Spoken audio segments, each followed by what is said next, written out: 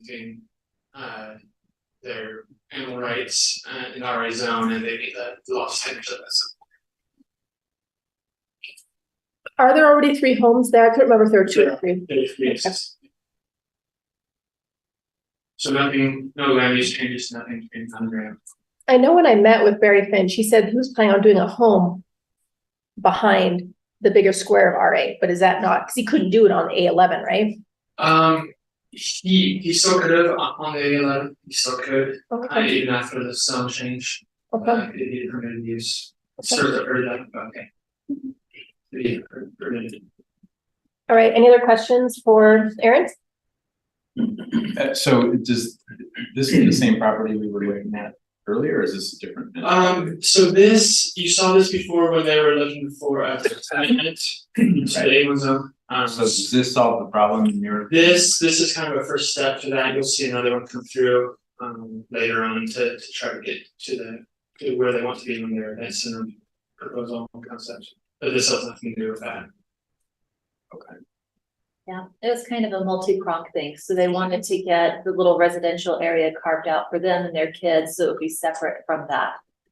It's pretty much Right, you're right. Each home being in RA zone is kind of the main goal here. so whether that other side goes forward or not, this is still a good move and useful for the properties and the owners. Got it. Thank you. All right, thanks, Aaron. We will hear this tonight. All right, next item, an ordinance amending the zone map classification of approximately 0.18 acres of real property generally located at 156 West, 500 South, from general downtown to the ITOD zone, and authorizing related development agreement. This is the downtown neighborhood presented by Dustin Wright, a planner. Okay, thank you. So this item, applicants are requesting to change the zoning. Just show you the area that's applicable to. So it's these highlighted parcels here. The current zone for it is the downtown zone, and they would like to match it with the zone to the south of it, which is the ITOB zone for their property. So this property, these 2 properties will be combined into one for their development. So general plan matches for transit development, and so there's no need to change that. They're just requesting this zone change to align their properties for their project that they're doing. Okay, thanks, Dustin. Any questions for Dustin? Seems like this is the third one of these little adjustments we've had for this block. Yeah, it's at least the second, but Yeah. there's another one where they did a very similar zone change for the same thing. Get all the properties in the same zone so that we can apply those codes across the project. Yeah, well, it'll be good to see these things start happening. All right, we will hear this one tonight also. All right, thanks, Dustin. Oh.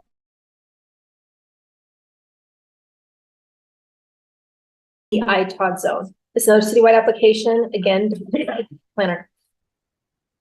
Yeah, so this one, the same applicant is requesting this change essentially to help with the development that they've proposed. And the setback is different than the setback on the property. So the setback of where the building has to be from the property line will remain the same. The setback is at the 5th story. It just has to be stepped back from the front of the facade currently. And they're requesting that we remove that language, straight that from the code so that it can just be built straight up and maximize the space on these properties. So staff should read that and is comfortable with removing that from the code, and planning commission's for a positive recommendation as well on this change. Great, this is another one that we will hear tonight. Does anyone have questions? Well, just curious what the reasoning was for the original requirement. Yeah, and why we no longer think that's necessary. Yeah, so originally I think when these zones were created, that was put in there as maybe we weren't certain on what that would look like in the built environment. About a decade ago, we took the same type of step back out of the downtown zone. As we didn't see a need for it as well, and haven't had any issues in the downtown zone, since this is also within our downtown area. The idea of something like it would be a reasonable thing to remove as well. The exact reason behind why it was put in the first place, wasn't there when that was done, but In our packet, it said the original reason was for light, so more light could come through when you have high buildings. But they say our streets are wide enough that we don't have a significant light issue.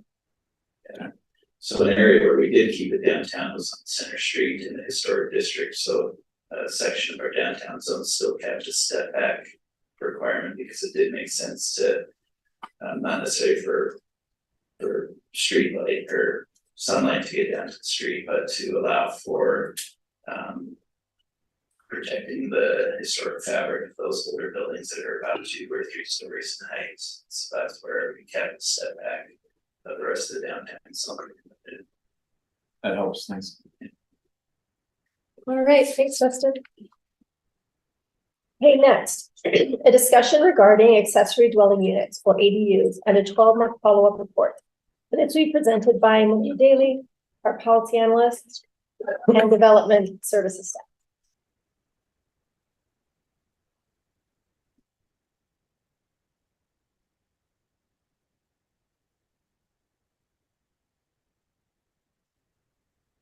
Okay.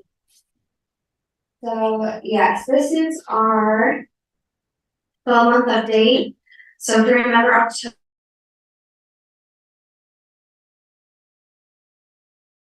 we passed an update to chapter 1430, which is our ADU code. And in that, I'll kind of go over the changes that we made to that. Part of those changes was a motion by the council to come back 12 months later, both planning staff and council staff to come back with just an update on how many applications we have, how many more ADUs, and then any problems that they are foreseeing or any things that are going really well with the code, and just kind of give an overview of it. So that's what we're doing today. So like I said, last October, there was 3 amendments made to the code. So first was the west side residential permitted use. So we, in all areas primarily zoned residential on west of I-15 in the city, we allowed ADUs to be a permitted use there. We also increased the occupancy limit from 2 to 3. And then we created what became termed the petition pathway for ADU allowance for individual homes or groups of homes in zones and areas that currently ADUs were not permitted use. So those were the 3 amendments that we made. In May of this year, planning staff came and gave a brief update just on application numbers, enforcement numbers, and just kind of gave some basic statistics as a 6-month mark around there. And so now we're here in the 12-month. So before we go into kind of their update, I wanted to give, this is just kind of some context. This was something that was asked actually last year, and we didn't have this nice of a map. It's online on the agenda site, and you can blow it up and look at it in more detail for the public and anyone here. But this, so if you see here, the light pink is zones primarily according to chapter 1430, zones by that definition that are zoned primarily for residential use. So that's what the pink is. And then the hash marks is all the current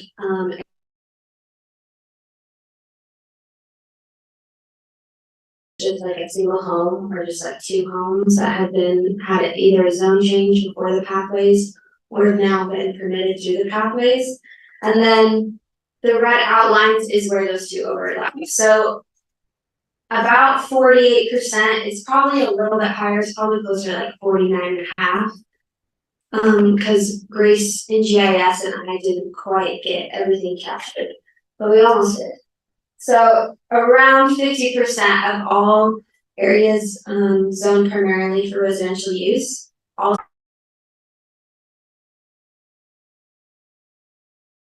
discussion 2 years ago. According to state code, Provo needs to be at least, it's written backwards, but at least 33% of our residential zones need to allow ADUs. So with the changes that we made last fall, we're now sitting at around 50%. So we went up about 20% there.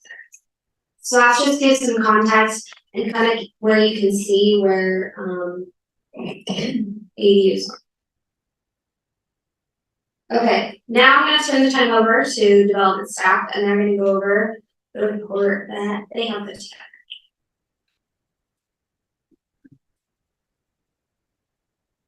Thank you. Just a few quick numbers. I wanted to just look at the past couple of years in regards to how we are doing now compared to the past couple of years as we've kind of ramped things up with allowing ADUs. We haven't seen a drastic increase. We have seen an increase in ADUs, but not a drastic increase as we felt any burden on staff resources. The numbers here on the chart are only through August. That's when that's created. I have updated numbers through September. So on the left, it has for 2021, we only had 27 applications for ADUs come in. 2022, we had 36. And as of August, we had 36 this year. And we're now up to 41. So we've had 5 more applications come in that month. And that's about what we're seeing on average, is 3 to 5 applications come in each month. And then comparing that to overall how many rental dwelling licenses we're getting each year. In 2021, we saw more overall rental license applications come in than in 2022. Now in 2023, we're tracking to be about where we were in 2021 again. As of right now, we've got 318 applications, so the number's risen a fair amount.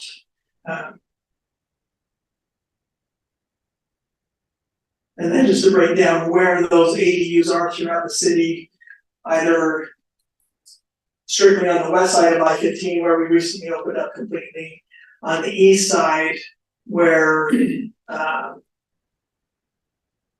ADUs were already permitted, so where we used to have the A and S overlay zones and the RC zone. That's the blue, where we have the majority of the applications still coming in are in those areas. And then in our division, we call it the SUP, the special use process, the pathways program. We've only had 12 now. Updated numbers, we've received 2 more, so 14 applications come in that are going through the special use process here. So, are they 14 separate single properties? Correct, so that would be 14 separate single properties. We've had 1, maybe 2 applications come in for larger areas. I'm fully aware of 1, and I'm thinking we may have had a second one, I can't remember for sure. But Aaron and his group handles that, but the my group does, so. But yeah, again, not a drastic increase that's putting any strain on our resources as a staff. George? Yeah, so one of those is the Foothills neighborhood that was talking about trying to get their whole neighborhood approved. I don't know where that stands right now, but that was going to be I don't know if it was 10 or 20 or anything. I don't know, Phil, if you know. I haven't heard anything about that in months. So that's not included here. Yeah, that's not included in these. These are just the single homes asking for an ADU.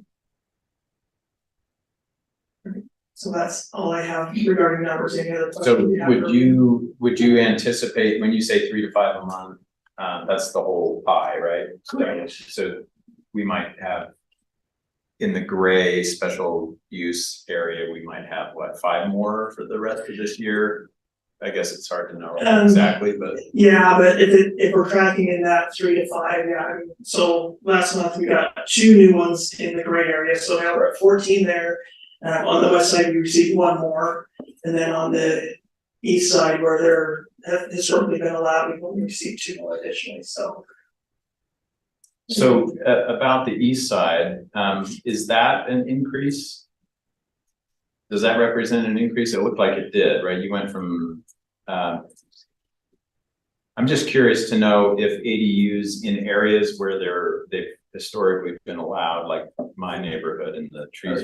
If that's the Are we increase. seeing more people wanting them?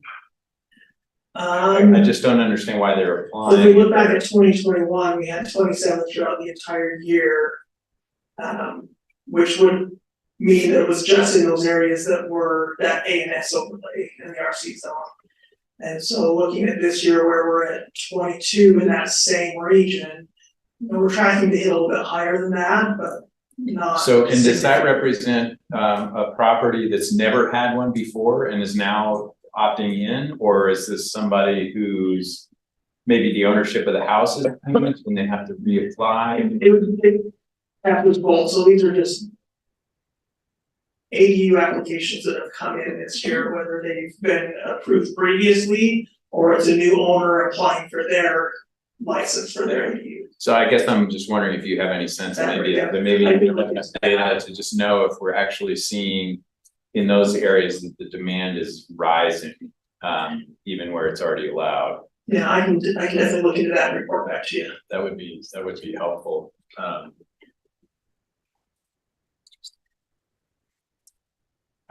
You know, specifically what I'm curious about, and I don't know how to get the data on this, but is, you know, how many of these are people who are using ADUs to buy a home and pay the mortgage, right? Is this becoming an economic tool for people in the housing market today? That's kind of my curiosity. It seems like it a little bit just on some conversations that we've had with new applicants. You know, it seems like that's becoming a way for them to be able to afford their mortgage. But as for the comparison to how many are that versus just wanting to do it for doing its sake. And has it been difficult to enforce the ownership issue? I wouldn't say it's been difficult. We have many ways of doing our research and looking at resources to find out the ownership of properties. We have had some properties where it's been the parents buying the property for their kids, and we've talked exhaustively with them about the concerns that this is a sham transaction. And just this week I had our attorney draft an affidavit that's allowed through our city code to have people sign that they understand what a sham transaction is as is defined in our code, and they're swearing that this is not. So we have a couple of properties that we're going to be having the owners sign this off for us.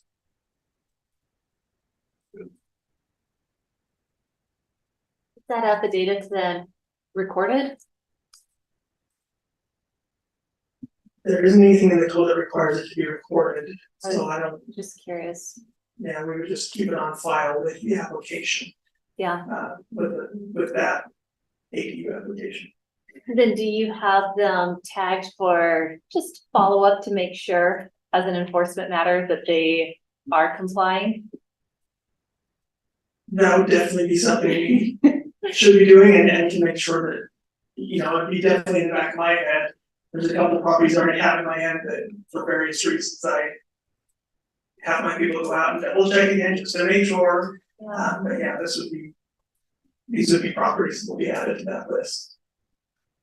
Yeah, and it seems like there should be some sort of a quiet list of properties for which there is a higher chance than usual of a violation. And some of those might be properties where we had the extra living space allowed for seniors living in their home. When those properties get sold, they should 100% be on the list as ones to be looked at carefully for a possibly unpermitted accessory dwelling unit. Do we have a current list of those extra living space properties? Because those ones don't require inspections or anything, right? So they don't require an inspection, but they do require a license. And so they go through our rental dwelling license program now. They haven't historically. There was a different form that was used that was handled manually. And so ones that have been done years previously that are still in existence, we don't have a good capture of which ones those are. But as of when CDD was adopted and moving forward, those are definitely being captured. Does it make sense to still keep that as a separate part of the code for the extra living space? Or would it make more sense to just treat those as regular ADUs? The fact that ADUs aren't completely open citywide, I think it makes sense to keep it separate. So that those areas where you can't get one, maybe your neighbors aren't willing to agree to having an ADU, they can still have that extra living space if they meet the requirements of the other person.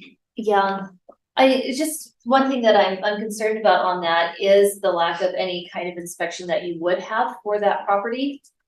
I don't know if it's really a good public policy to be able to have these substandard living conditions for people just because they're helping someone. I don't know that. I know we wanted to lower the barriers for somebody aging in their home and not require that they do these extra upgrades and things that you would normally expect with an ADU. But that means that we're basically saying we can rent out a certain class of apartments in the city that we know are not required to meet standards. That's definitely something that I think could be looked into. I hate thinking that we're allowing some people to potentially live in substandard areas, substandard properties. I say this having lived in really substandard basement apartments.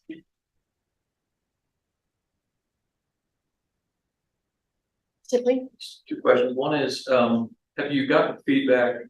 Has there been public feedback about the process for the 12? So, one of the concerns early on was this process is so tough. This is going to just be impossible for folks to do, or it's too easy. They're both sides of it. But yeah, what has the feedback been so far on the process? The feedback that we've had is those that haven't been able to get all enough signatures hate the process. Those that get it are fine with it. Is there any sense of, we wouldn't even hear from all the folks who have tried and not gotten it potentially, but has there been a lot of that?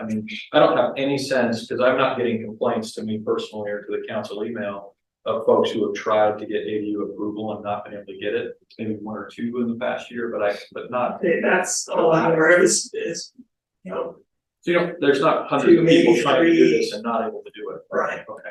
The other question that I have is that I think the thing that these numbers tells me is that in Provo, in a city of our size, obviously we're not capturing even a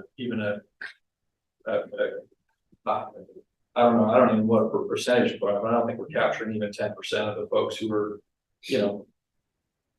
having ADUs or doing, some kind of rental within their home. And so I don't know what that number would be. I don't think they have any sense of that, but I think these numbers tell me there's no way we're even getting close to capturing as far as RDLs or ADU licensing, the folks who are actually doing it. I would love a follow-up, and again, maybe this is beyond my time frame on the council, but I think it would be helpful to have a presentation or to have some work done by staff on how do we gently help citizens of Provo to understand what the policy is for this, and gently help more folks who are maybe already doing it illegally or are thinking about doing it to be able to go through this process and be, full get the licensing and know what the rule is. Because I think what this tells me is we should send every one of these folks like a gift basket and say, thank you so much for following the rules. Because there are 10 more folks just like you who didn't, and we really appreciate that there are folks who are looking into the rules, first of all, and actually following them. But we know that there are a lot of folks that aren't. How do we help more of those folks to get to a point where we can get licensing and track and try to help more of these places to be legal and to be safe, and to have some record keeping. Yeah. So just if I may, the numbers here are new applications that come in, not the total that are And so we have thousands of applications that are being reviewed every year, so I just want to make sure that that wasn't a misunderstanding on those numbers, but again, making sure that people are made aware that the requirement is there. I mean, that's half of the time my staff spends is letting people know, hey, guess what? Gently You with my, can get a rental dwelling license. Right. And our reminder is a little more than well, and I'm only looking at it, like, we just allowed the west side, right? Primary residential location on the west side. We had 2 applications in the past year. Yeah. The west side is pretty big. I'm just gonna guess that there are a few more than 2 that are renting out, you know, so. Right. So I was only, even just that little part of the puzzle was just not reflective of what's really happening. So, you know, how can we, and it's not, I don't think it's on your department to do that. It's kind of like the police. If we said, hey, police department, it's your job to educate every single person in Provo on what the rules are, they could spend all their time doing that and never do enforcement. I think your primary role is enforcement.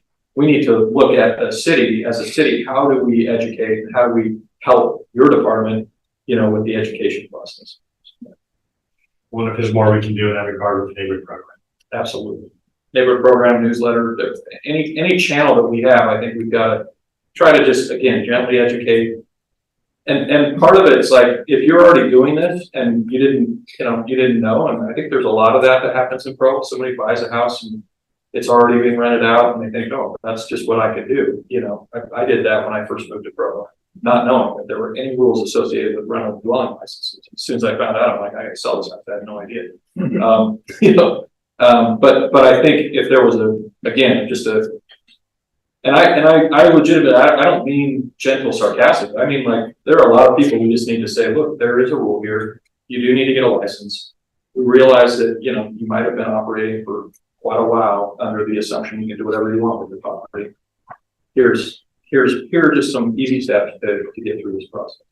I'm just curious, if it's a family, if you have your family living with you, do you, like your daughter and your husband, do you have to get a rental dwelling license for that? I just wondered legally, I don't know. If everyone is related to the head of household, no way. But to the owner, so yeah, if it's all one family related to the owner that's living in the home, Then you don't their licenses. It seems though, going back to Mr. Shipley's point, that if you can be gentle, but if it's still like, I could apply and get rejected, so why would I apply? Right? I mean, if there was some sort of amnesty program that said, okay, we'll just let you all in because you've been doing it or whatever, and you've been doing it under our law, if it had been like you're owner occupied, you're not overstuffing your house with too many people, you're meeting our requirements, you're just not doing it legally, then we could let you in. I'm just saying, I don't think people are gonna be incentivized to want to risk that. If they're doing it, they're doing it because they need to. And if they need to, then there's a risk of them losing that opportunity, then why would they take it? Yeah, I guess my point would be that if I'm doing that already because I need to financially, and I didn't even know that, you know, I know I'm doing something legal, but I didn't even know there was a process to get a few of my neighbors to sign off on it. Like I guess I'm just thinking, there are some people who it's like their conscience would bother them. It's like, there is a step I can take to try to reconcile this. They just might not know there's even a step. And I'm going to ask another impossible data question, but do you have any sense? I mean, because you're dealing on the other hand with all the complaints about zoning infractions, right? So, and I think no matter how people view ADUs, I think everybody agrees what we don't want are the sort of, you know, the owner is nowhere in sight and there's too many people occupying the unit or the units, right? And that this is creating a problem. It's not helping with home ownership. It's not helping the neighborhood feel, it's creating traffic problems, et cetera, right? And they're not taking good care of the property. And so on. So do you have a sense at all of all those people out there that we imagine or know are using ADUs illegally? How many of those are people who are using them appropriately and using them for, you know, home ownership opportunities versus those who were exploiting it and using it. I guess part of my question is if we allowed ADUs more broadly, does this actually allow us greater capacity to regulate and get it under control? Would we actually see an improvement in the quality of the neighborhoods, or would this, you know, because I think some people are worried that, you know, that it would make it worse, right? That if we expand it any further, it's only going to mean that we're inviting more trouble because we can't possibly regulate all that. We can't possibly oversee all those properties. Do you get what I'm getting at? I mean, it's, in some ways, it almost doesn't matter what we do, right? Because if we said we're going to stick with the status quo, fine, or we actually said we're going to go back to a lower percentage, or we're going to go to a higher percentage, how much of what people are doing is just going to keep on happening independently of whatever law we pass? I don't know if that's as an answer a question. So to answer one part of the question, any property that my division knows of that there's a need for either a license or an ADU license, you know, whatever it is, we don't have to let them go by the enforcement on it. We investigate and enforce on it. So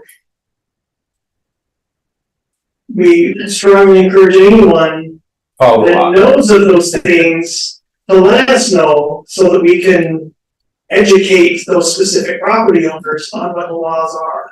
And we can do it more gently than sending an NOV. We can go out and talk to them. I have, you know, most of my staff members are very good at going out and educating and talking to people, letting them know this is what the code is, this is what's required. Let's help you get to a point where you're in compliance voluntarily before I have to send you to court or send nasty letters to you.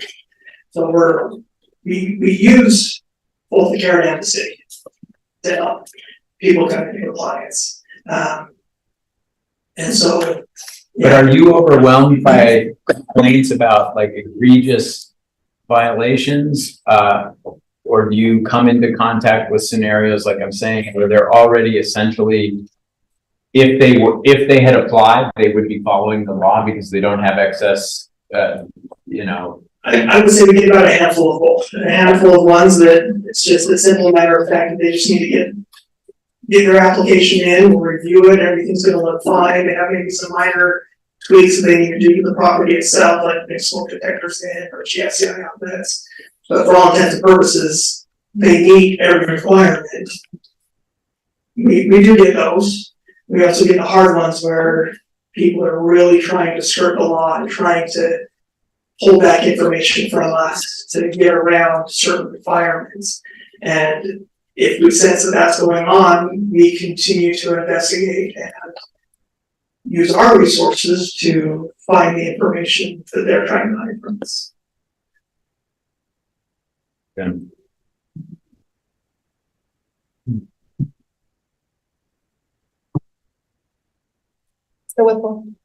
So how often do you have to reapply for a rental dwelling license?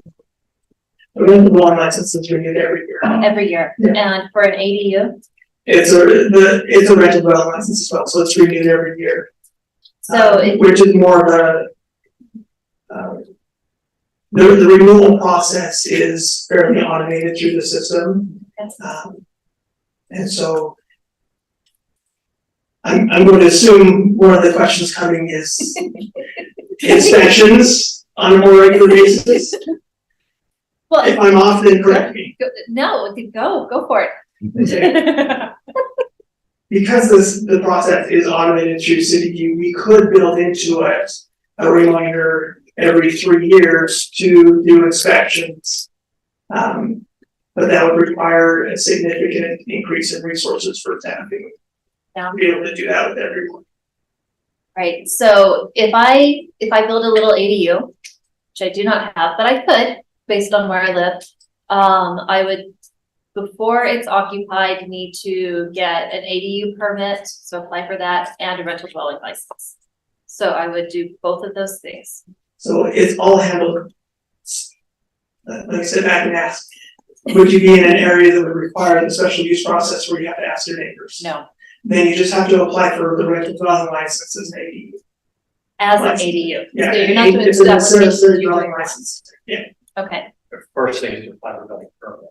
Oh, if yes. construction is taking place, a building permit. Yeah, the first thing is for She's interest ready. rates to go down. Then Money we goes can, here and I just magically, yes. Okay, how often do you encounter things for which an inspection is helpful? I would say probably 99% of our inspections. We have, the vast majority of our inspections require some type of correction, whether it just be simply putting batteries in the smoke detectors and making sure that they're functioning, to requiring larger egress windows in basic bedrooms. So I would say about 99% of our inspections find at least some minor correction needs to take place. And on these properties that you're inspecting, are they ones, some of them had previously been an ADU, maybe with the prior owner, and then you're inspecting it again with the new owner? Yeah, so if it's an ADU that's been approved before, we would do a health and safety inspection to make sure that those items are still in Are place. still good. So even with that, it's useful to do the inspections. Absolutely. So it sounds like it would be useful to be able to do more inspections on kind of a regular basis. Absolutely. So we would need more staff for that. If, you know, there's a clear benefit from it, how would we need to adjust the cost of these licenses in order to pay for the adequate staffing level in order to get the real benefit? That's a very good question that we can get back with.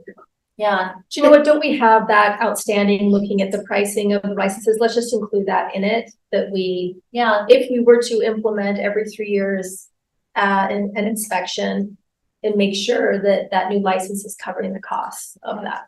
yeah, because if it sounds like 99% of these inspections show some correction that needs to be done, they're really useful inspections, Yeah. right? And they're, And I'll say that the vast majority of those are properties that either we have never inspected before or haven't in 10 to 15 years. yeah. And so, So maybe they could get faster as we get through the stock a little Yeah. bit more. But it sounds like we've got a pretty big backload right now. we're keeping up with what we have. I'm gonna be challenging my staff to try to do a little bit more on inspecting the current applications that come in. But right now, that would come at the cost of enforcement, right? Right. Right. So, So you're kind of at an equilibrium right now, is that what I'm, or? I think we have some capacity to improve or to fill. However, to go to the capacity of even just inspecting every property that has a license, just to start off with, we would definitely need more resources to do that, because there are thousands of applications that may or may not have been inspected when they were first applied for, years ago. Does the special, would you call it special use? Yeah. SUP, how much more work has that been compared to just the normal application process? Like the east side that you were describing? So it does require a little more work, because we send a document to the applicant, letting them know that, this is the form that they need to have the neighbor sign. And then once they get those, we review those, make sure that they've got signatures from the appropriate properties that are meeting the code. We've had some people say, or even provide signatures of neighbors that aren't necessarily within what the code defines as what counts towards their 66% approval. And we go back to them and say, well, we can't accept this one. You need to get one of these properties to be able to get approved. It does, I don't know how to exactly quantify how much more, but it does take a little more time on staff to review those. Excuse me. Those applications that come in. Well, I don't know if this is coming with a presentation. Are you, is staff ready to make any suggestions about what could improve? Or are you just, you're entirely looking to us to decide what? Okay. Okay, that transition. Really quickly, we'd like to recognize that the Mayor Michelle Capusi has joined us. Okay. So we have 30 minutes left, which is great. Okay, so this is where we get to amendment options. I will say before we don't have to make any amendments to the code. I think as we're getting into this discussion and I start to go over amendment options, is to just think about our policy goals with this. Is if we like, what do we think about ADUs? Do the pros outweigh the cons when we think about what an ADU represents for individuals and for neighborhoods and for the city and its staff? So when we're discussing that, just keep that in mind. And these 4 options, plus the edited zones, council staff came up with these, but we met with planning staff multiple times to kind of go over these and run through these and get their thoughts on it. And I'm not going to speak for them today because they're here. So if you have questions about what they think, we can call them up. But so there's 4 kind of options and then edited zones, which can be added to any of them. And we just did it this way because it's kind of an easier way to talk about them rather than just an amorphous, let's fix the ADU code. So first, this is an idea that was proposed last year when we were talking about ADUs. And then it has been mentioned a couple times to council staff since then, which is going citywide. So if you look at this document that Michael's going to pull up for everyone, Yes. which council staff prepared, so citywide is the first option, it's the green option, and this just makes ADUs citywide. Plus, there's a caveat to all of these, which is when we originally wrote the ADU code when HB 82 came out, HB 82 is written backwards, so we were allowed to prohibit up to 60%. So because of the way that was worded, and then the way in which zones were selected to be, you can go up, Michael. The way that zones were selected into A and then 3 underneath everything underneath 3, it's kind of, the code is kind of written, it had to be written this way, but it's really kind of weird. So we tried to clean that up as much as we could. And then we also, you'll see here, citywide. So this option, you can go back up, just right there. Yeah, right there, great. Okay, so citywide. So in our code in 2A, this is just ADUs are permitted use in all of these sections, area zone primarily for residential use, which we define as, and then a list of sections. We took out LDR, MDR, HDR, campus mixed use, BLDR, and RM. Just because by nature, ADUs can't really exist in those areas that well practically. And then also, with concerns regarding parking and other standards that are within the code, parking for areas in those areas would also not really work when you have to have 4 spaces at least. And then the pro zones, we took that out of here as well. And then if you go down, wait, I think we're supposed to leave the pro zone. Okay. This might be an old draft. And then if you go down, this is areas where they're prohibited for primarily residential use. So they're prohibited, and then we just deleted this whole section. So it's just prohibited. We just took everything out, which makes it citywide. And we can, I didn't run this through legal, so Brian might be looking at this and be like, this is wrong. But we can, this is just to represent a starting point for discussion if we want to go citywide, kind of what that's going to look like. So if we go back to the slide, or just at the top of this page actually, so citywide, if you cut, you can keep with Citywide, you can keep pathways or amended pathways or no pathways. If you keep the pathways with Citywide, all that means is that areas in which, zones in which they're not primarily residential per the code that's in 14, they can then still do the pathways and get brought into that. So that would be in those zones. Michael, if you go back down, sorry. So that would be in those zones that we crossed out, then they would be allowed to come back in through the pathways. If you took the pathways out, then that option goes away.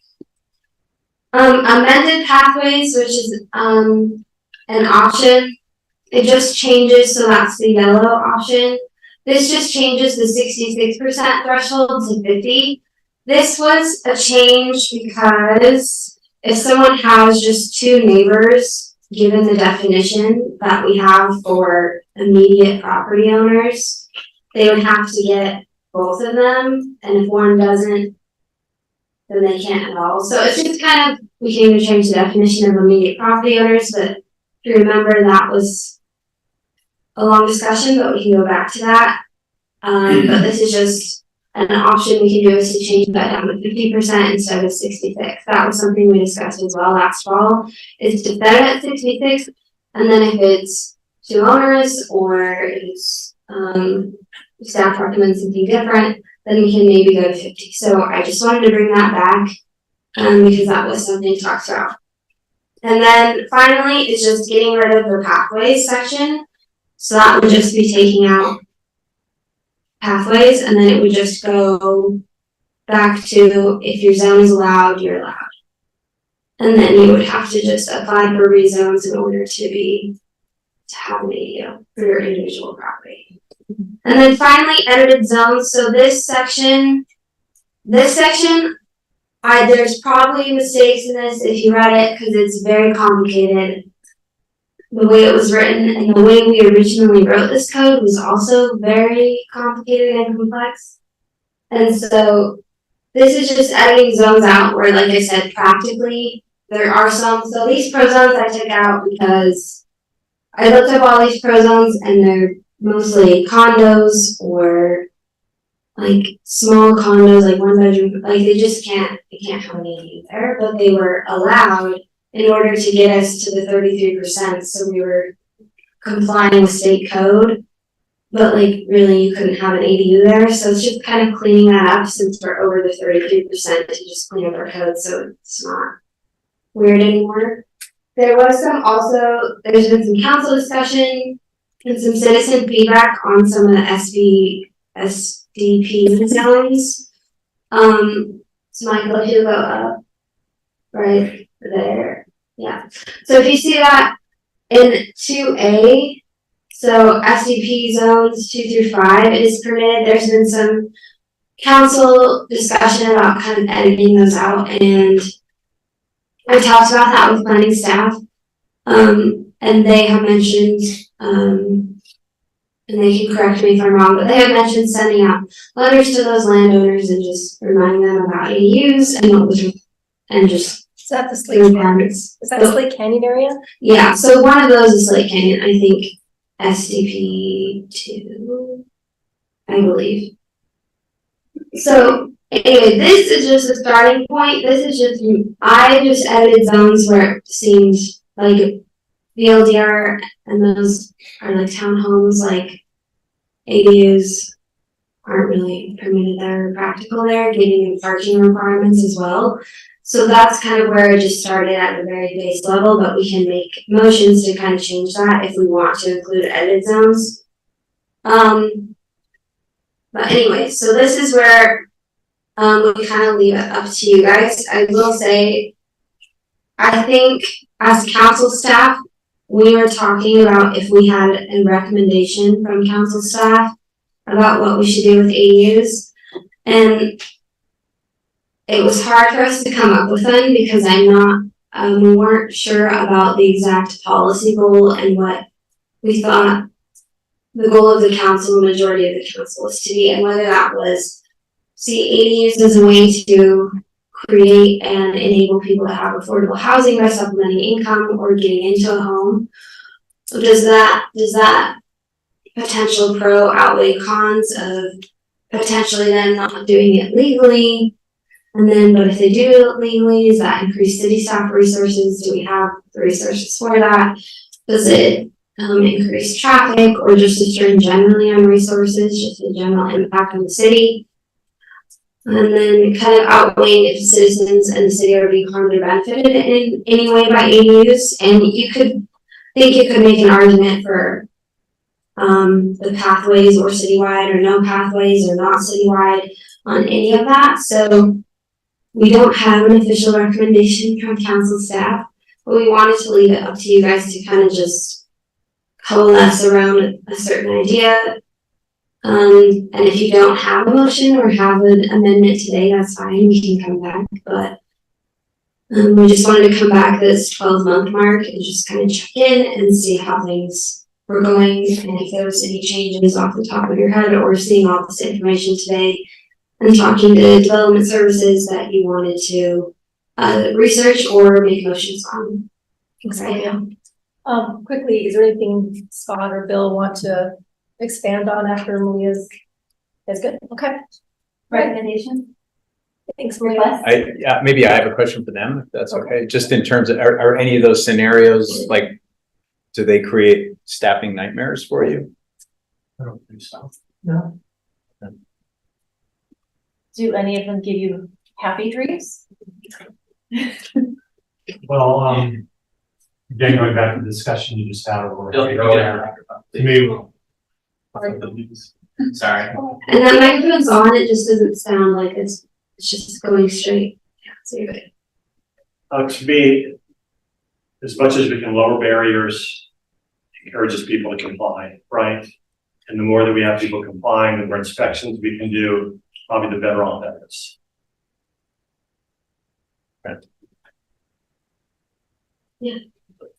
Maybe help me understand the 50, 66 to 50. So we're saying that there are scenarios where somebody's direct neighbors, just get two. How often does that happen? And I'm just trying to think of scenarios where maybe we could work around that, keep the 66%, but maybe expand the geographical area as opposed to just I don't know.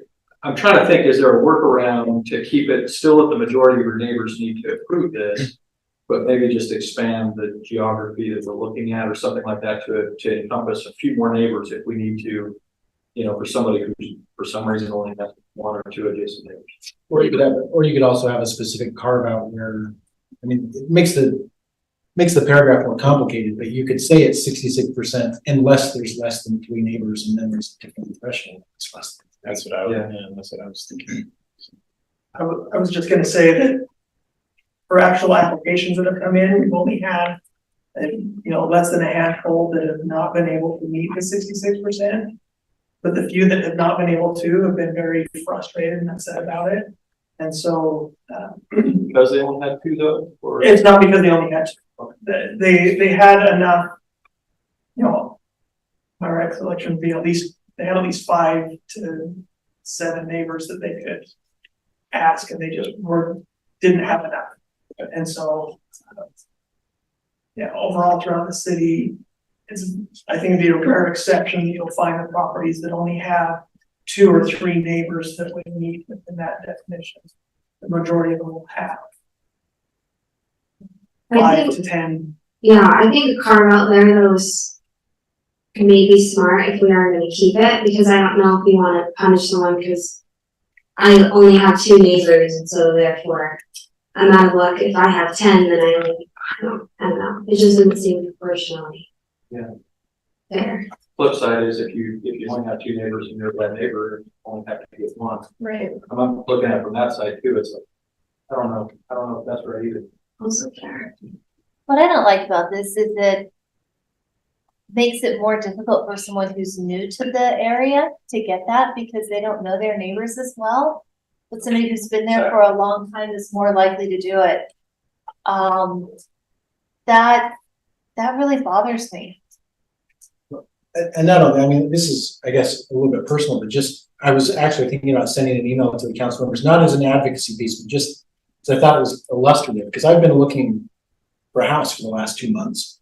And it's been an interesting experience, because As most of you probably know, I lived in Provo for 13 years, and 3 years ago we needed to move, and I couldn't find a place that was affordable fast, and so we ended up in a townhome up in Orem. And we've started looking again recently, but my personal experience has been, I'm at a place where I need a place that at some point in the future I can have my mom there when she needs to be there. But with the current housing market, when I look at those places, I can only afford them if I can rent the place until the space that I would put her in until she's ready to come be in it. And the very few handful of places in Provo that qualify, all are non-permitted ADUs. And so I'm faced with the choice of, do I go ask 8 people that I've never even met before if they will sign this thing before I put an offer in on the house? Or do I just look outside of Provo? So it's been an interesting experience.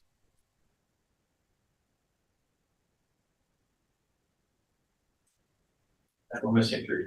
Yeah, I mean, this is one of our favorite topics of discussion, right? As a council. And I mean, there's a couple of questions in my mind. We're missing 3 counselors right now. So even voting on what we want to do right now seems a little bit amiss. We also have a new council coming in January. So I'm just kind of wondering what the feeling of the other counselors is about how to proceed here. I mean, I'll just speak in terms of my own evolution of thinking on this. I mean, I've said this before, I live in a neighborhood where these are allowed, and I have never seen the sort of apocalyptic scenarios that I think people imagine happens to a neighborhood. It's quite the opposite. I think there's been greater stability in my neighborhood and more opportunity for people. And as my neighborhood is aging, it's sort of getting more worrisome that younger families aren't going to be able to afford to move in. So, I'd love to see that opportunity made available for more people. But I felt like this policy that we developed was a very, very imperfect tool in order to strike a compromise between sort of a clean citywide availability. I think there's strong arguments to be made that that's a matter of private property rights, and maybe it's inappropriate for us to be intervening at all in that way. And it gives us more inspection opportunities, more opportunities to regulate it and make it work well. But we struck this compromise to see, if it was going to open some sort of floodgate. I don't see any evidence that any floodgate is opened, although there's been a modest increase, which we would have expected. So anyway, that's kind of, I'm just stating, I guess, the obvious, but that's kind of what we did with the compromise. It seemed to me that there were a lot of strong feelings, that this was one way to sort of experiment, get a little more information. So I'm still looking for strong evidence that we shouldn't move forward with an expansion. And I'm open to being corrected if my sense of this is off base, but I'm not seeing compelling evidence yet. But I do feel like we can't really decide. I mean, we're not deciding anything right now anyway. We're requesting something to come back to the council. Yes, if you would like to. If we would like to. Otherwise, the status quo is number 4. Or no, sorry, it's Yeah, otherwise status quo is just none of those options, None of those and we options, just say a discussion. yeah. For me, the pathway wasn't the worry of floodgates. I think changing the zone on a place where families or anyone has bought a home and made it their biggest investment, usually of their life, is a big deal. So, I mean, people who haven't been able to get the 66% is because the neighbors don't want it. They bought a neighborhood that doesn't have ADUs and they want it to stay that way. And I think that we're kind of changing the rules on them when we change zoning like that. To me, that's a big deal. And, you know, some people got it and that's great. Their neighbors approve of it. I'm like, go for it. But the ones where they don't want it, I think that needs to be respected.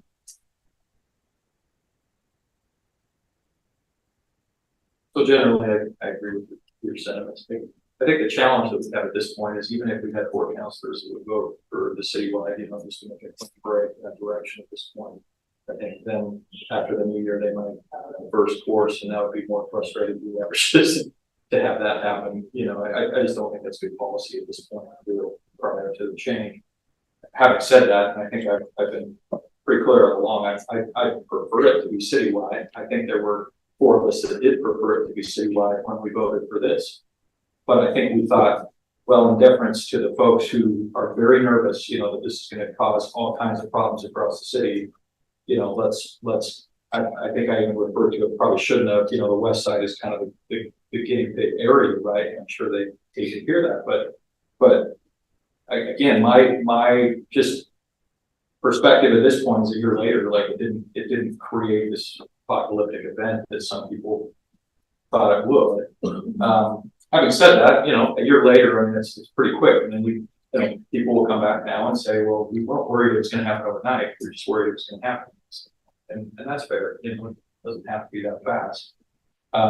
So I guess all I'm saying is I think if there are things that we need to tweak or change, minor things, you know, maybe it's some of the code, you know, to your point, Malia, that just needs to be updated at this point to reflect what we're already doing.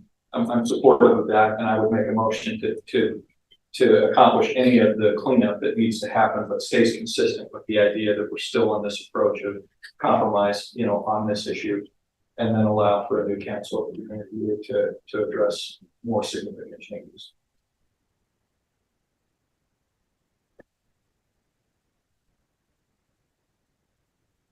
Yeah, I think we're really stuck by our small quorum today. But you weren't the first guinea pig, because my neighborhood in Georgia had these things for years. Well, and then you were, West Side was an incremental expansion. And yeah, it didn't destroy the West Side, not yet. Maybe it's still coming. We'll see. But I certainly saw this as a modest incremental approach, so that we would be able to collect data to see how rapidly a change would happen once the law allowed for it. And the answer is not rapidly at all. It's certainly within the capacity of our city staff to handle any of these changes. And because these changes are so gradual and they're done individually by individual property owners, it's not transforming neighborhoods overnight. And every neighborhood can absorb this kind of gradual change and retain its character and still be a good, strong place for people to live. So I think this has been a very conservative approach towards making a change that will help people who live in our city, whether they're property owners or whether they're renters. And I would like to see this expanded to be citywide. I think it's smart to exclude the zones like pro zones and LDR and things like that, where we can't practically accommodate this right now. But I do think that we need to go ahead and do the change. The SUP program, our little pathway thing, I think is unwieldy. And I think, frankly, it creates huge bias against new property owners who want to move into an area. It just means that people who are already there are more likely to be able to get that, even though some new person like Brian who wants to move in would be a lovely addition to the neighborhood. They don't know him yet, and they're not going to take a risk on him. I was going to go. I did intend to end my comments by saying I recognize that probably anybody that I was considering a house next to is glad that the policy prevents me from coming. Yeah, but I mean, this is the way where it would help people who are well established in the neighborhood, but it really encourages a not in my backyard attitude, which I think is really destructive for our communities and for neighborhood spirit. I had a friend who just got one signed and she doesn't even live in the house yet, and she got it signed by all the people and got one. Oh, she should work with Brian. So she's never lived in the neighborhood, so the new home she's building. See, and I guess I have a little bit different perspective on that. Only maybe it's a non-legal, non-sophisticated way of seeing it, but I just see whatever the number is, 12 or 16 more people this last year that would have no path before we made that adjustment. So as clunky as it might be, as imperfect as it might be, I'm glad that we have something. Because if I live around 4 or 5 people that say, look, better, good on you, go ahead and do that. I think that's great. I don't see any, I don't know, I can see the potential for problems, but I think that's better, so again, this was kind of folks who are saying total citywide saying, yes, that would be our preference, but was there some in between, to not, I don't know, I felt like we were trying to come to somewhere in the middle, and it definitely wasn't. Yeah, that's a compromise. But it's a compromise that allows for citizens to exercise discriminatory intent against their neighbors. The city itself is not being discriminatory, but it has authorized other people to be discriminatory. And I don't like that. We've also given them the ability to change the zoning that they didn't have with buying a home. Like you're asking for something that's not right.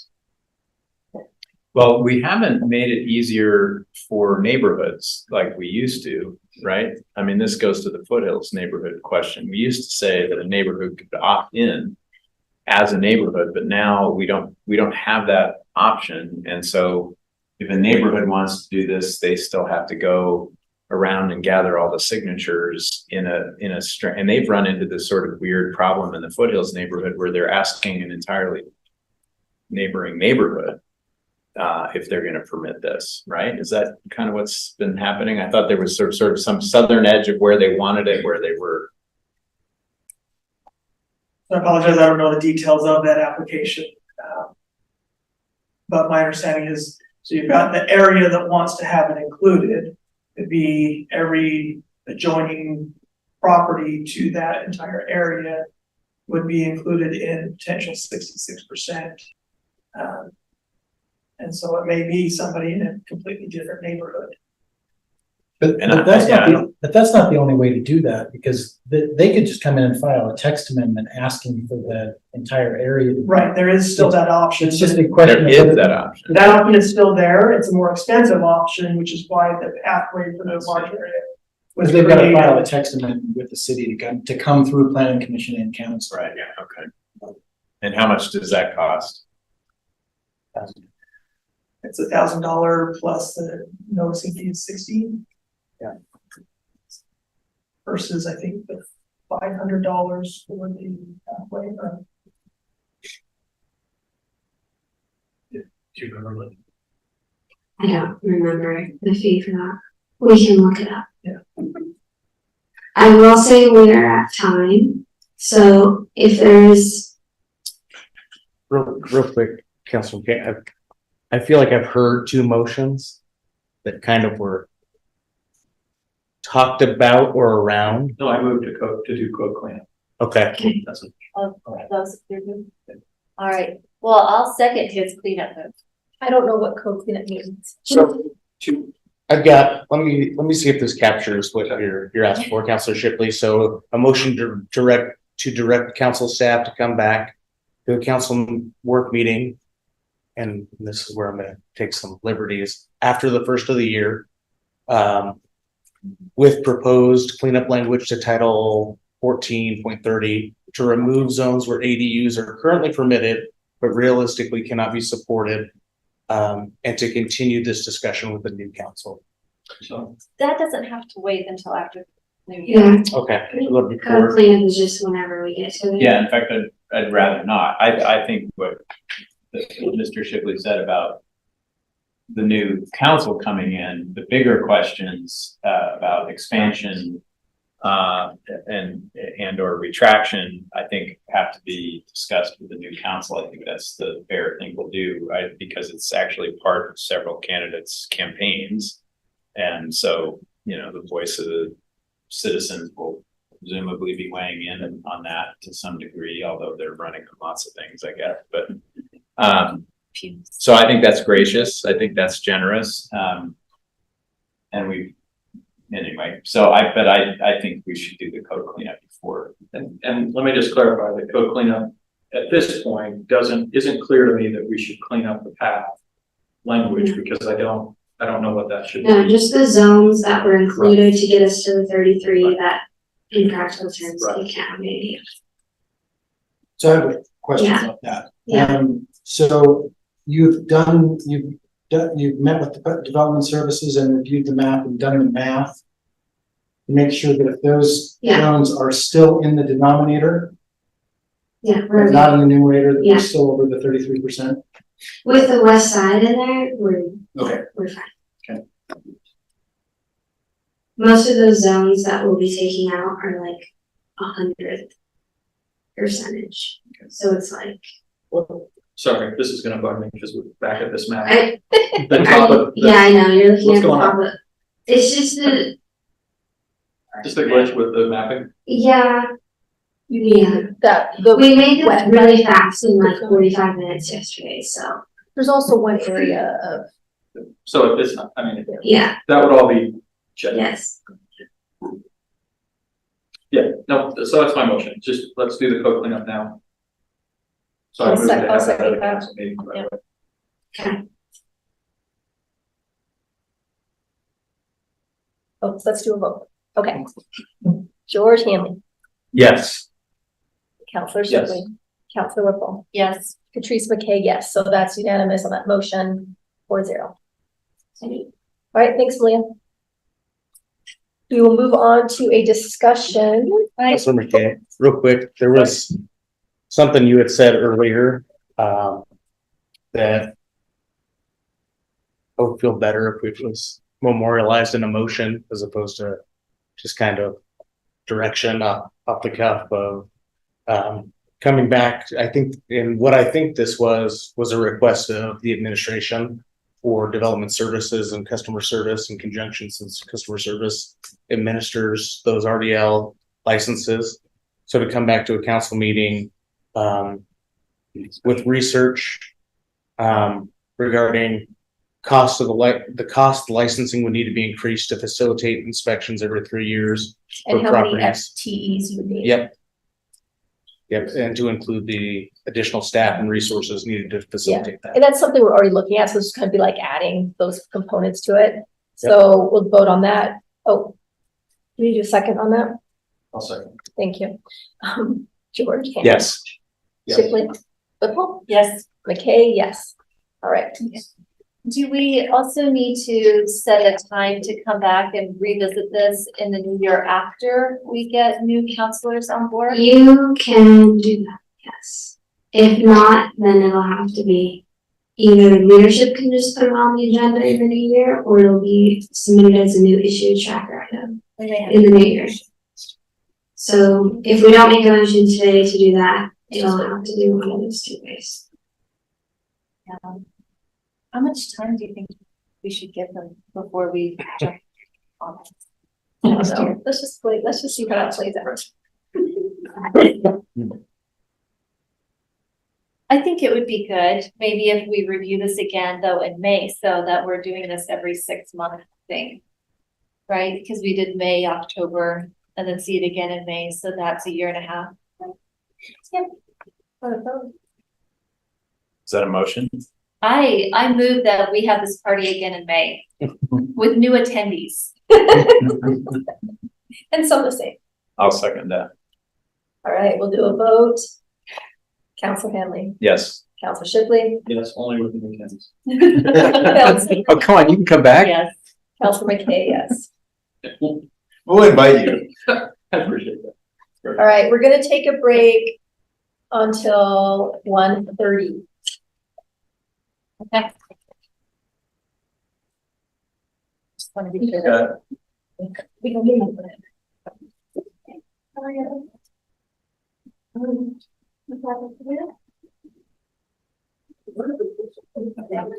Bringing back into surprise. That's scary, right? Recording stopped.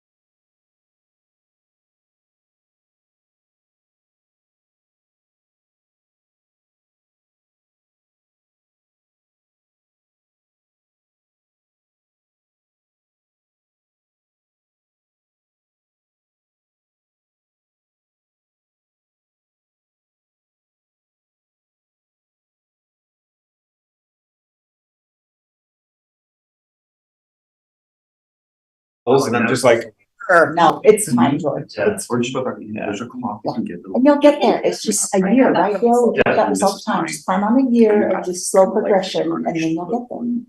The 18. And you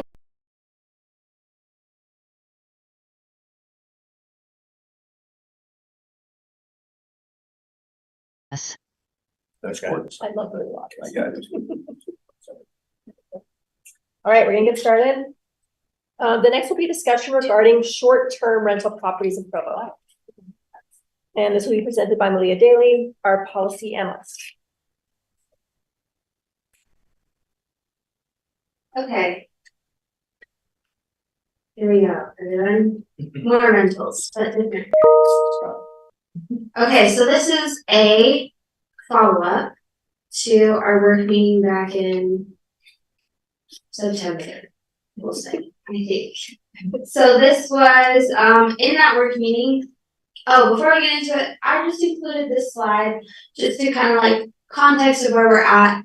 Just there wasn't a memo included, so this is kind of a callback to the memo. I did include the old memo that was in there from the previous work meeting, and then this is just kind of some stats on short-term rentals in Provo.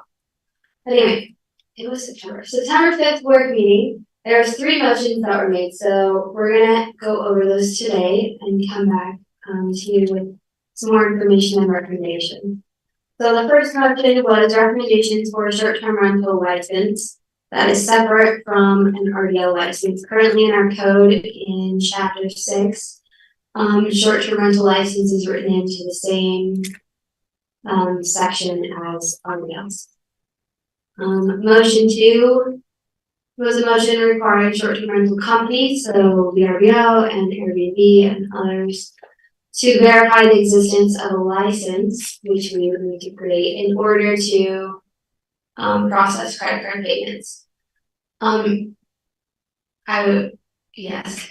Okay, so that was motion 2. Motion 3 is allowing short-term rentals of individual rooms rather than the entire home in owner-occupied properties in residential zones. So currently, if you remember in our code right now, short-term rentals are not permitted in any residential zones. They are just permitted in ITOD and Downtown 1 and 2. So this was a motion to look at, maybe we do allow them in residential zones, but only as an individual room in an owner-occupied property. What would that look like code-wise? How would we enforce that? Where would we do that specifically throughout the state? So going over these 3 motions and looking into all of them some more, council staff came back to you today with motion 1 and 3, because we feel like we should get those down and solidified before we go into motion 2, which is more of an external thing that we'll need to work through with legal and external partners and other companies. So we're going to get all of our ducks in a row before we go out and do motion 2. But we have looked into the research for that and kind of what a code would look like, looked at examples of those. So when we do have our license and then our zoning and everything set, then we can do motion 2 relatively quickly. So we're going to start today. We're going to try and get through motion 1 and 2 and see if there's any follow-up motions for those, any decisions. So just keep that in mind. We're gonna do all of motion 1 and kind of talk about it, and then go to motion 2. So as we're talking about motion 1, I'll kind of nudge us to maybe come to a decision so we can have time to talk about motion 3, which is where. And these might overlap. The license requirements and what you want to include in them might depend on where you want in the city to allow them, if at all. So we can talk about them at both times. But so first, we're just going to talk about recommended requirements that council staff and planning staff would like to see in the creation of a separate short-term rental license. The image is just an image. It's hard to see. Grace and I didn't create a beautiful map for this one, but this is just where short-term rentals are currently allowed in the city. And it zoomed in because there's nowhere else in the city. There's like one little spot on the north that it is, but that's it. So these are recommended requirements. So all current RDL requirements, which includes a business license classification, but we would just want to make sure in order for motion 2, which is to require short-term rental companies to require them to run an individual property's license, we have to make sure it's classified as a business license in our new code for a short-term rental license. Why do you have proof of owner occupancy? Proof of owner occupancy for if you want to Do the do one room motion thing? 3 where you're allowing just one room. But it would not be required for all the ones currently. Yeah, and that's for the ones currently in the current zones. We have a recommendation actually, if I can go over here. So it's recommended in ITOD and downtown commercial zones to just keep it status quo, but just require a license, but obviously not owner occupancy because we would just let it continue as it's going currently. So going back to here, so some of these are just for if we are allowing them in residential zones.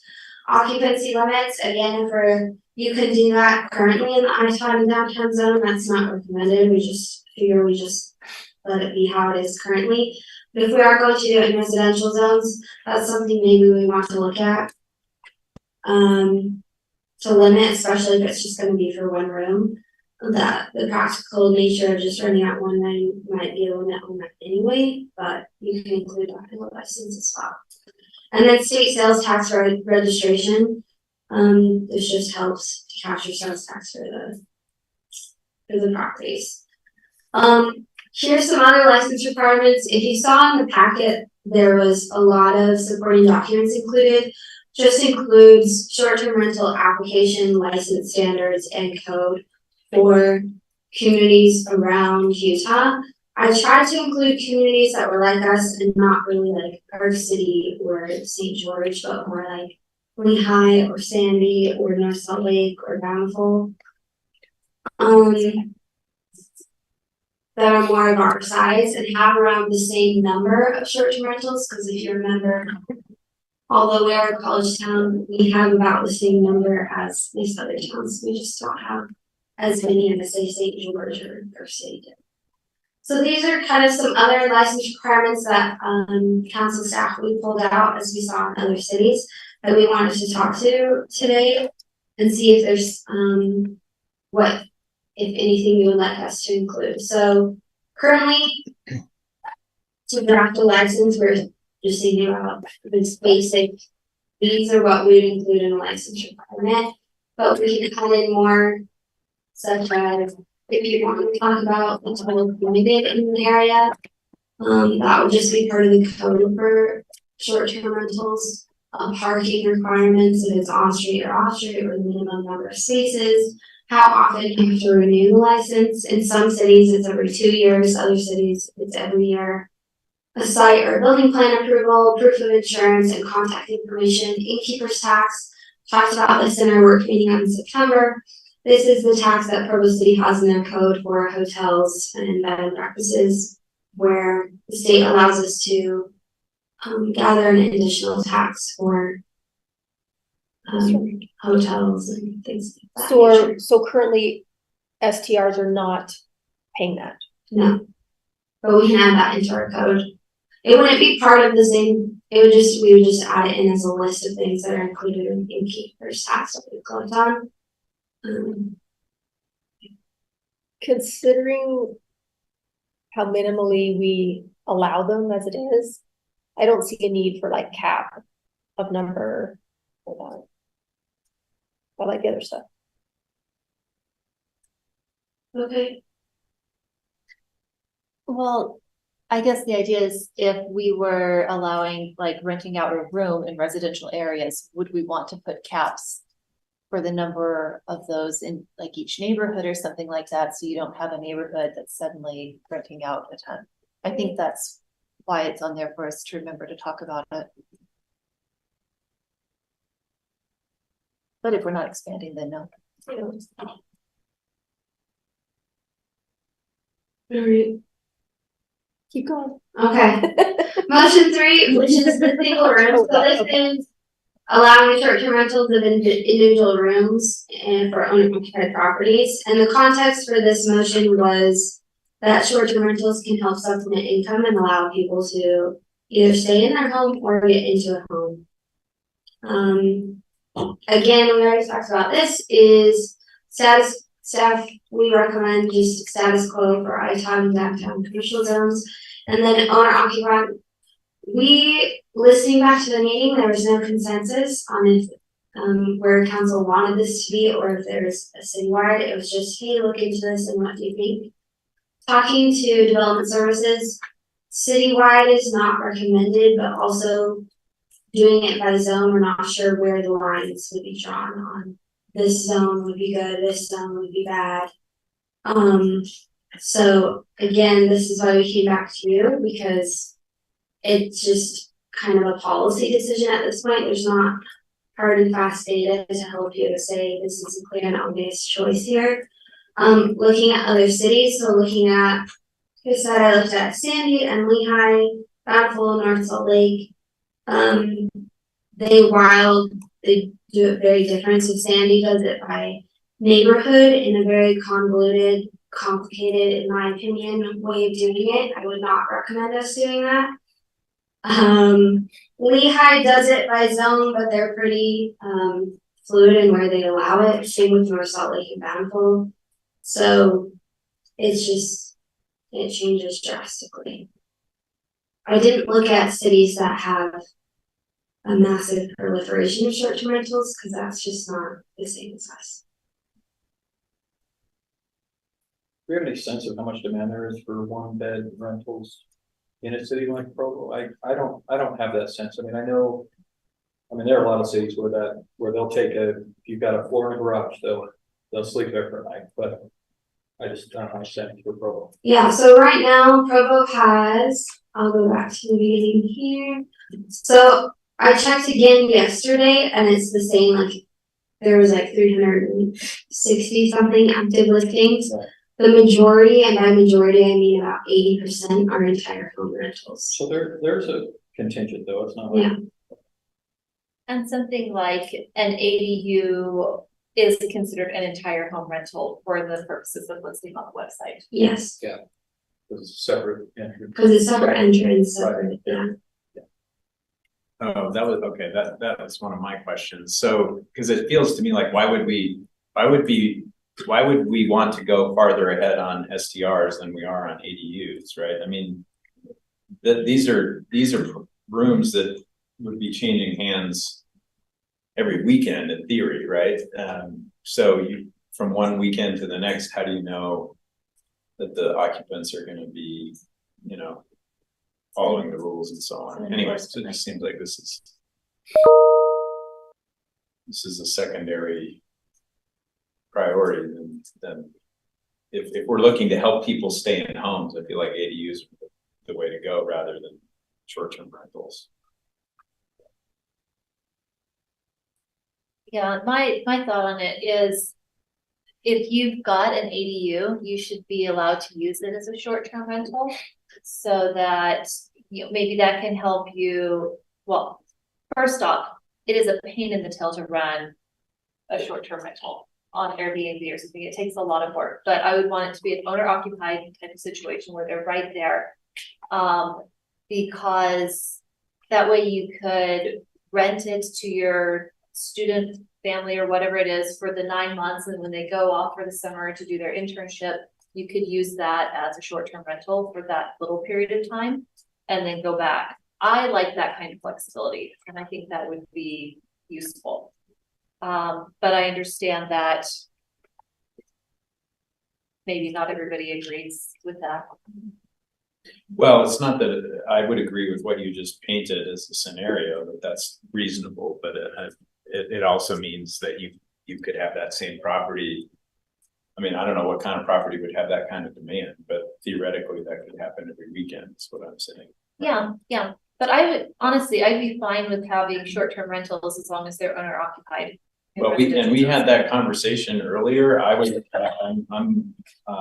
open to that. I guess I'm just saying this feels weird to me that we're considering expanding this and we're not expanding ADUs when this just feels a little riskier. I do think having the owner occupied scenario is the best way to guarantee that you're not going to have abuses, because in the interest of the homeowner to have a livable space. The homeowner has to be answerable to their neighbors, right? We've had that conversation with some citizens. So I get that. I get that they are it's in their interest to make sure it works well for them and their neighbors as well as anybody else. So it just feels weird that we're saying we're more comfortable with this than we are with ADUs. That's all. This doesn't help our housing stock at all, right? I mean, you're taking away housing from people that want to live here full time. And I'll always have an issue with that when we already have shortage of housing. Yeah, I just see it as a way to reduce the likelihood of nuisance complaints from short-term rentals because you have the owner occupying it and giving property owners more rights and latitude with how they choose to use their property. If there's not support for doing that, then I would say that we stick with just allowing the ADUs in those current zones where they're permitted and not expanding it to residential areas because that's easier for enforcement. But what I really care about is the quality of life for people who are living in these areas. And that's how I find what I think is a reasonable solution for that quality of life issue.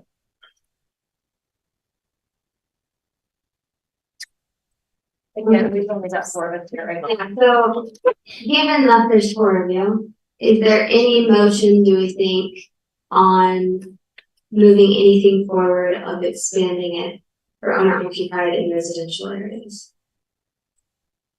I don't see that we've got the support of a quorum for that right now. Well, and in this situation, Brian, we'd have to all 4 agree, right? Yes. Yeah. Well, let's look at the first motion. Okay. So we'll go back A to- robust license. A robust license. And here's, as we were talking through this, staff I presented it this way instead of coming to you with a draft license because I wanted to know after looking at stuff over in the packet over the weekend, if you guys saw anything that kind of stuck out to you and you're like, oh, I really like this requirement in this city. I like this.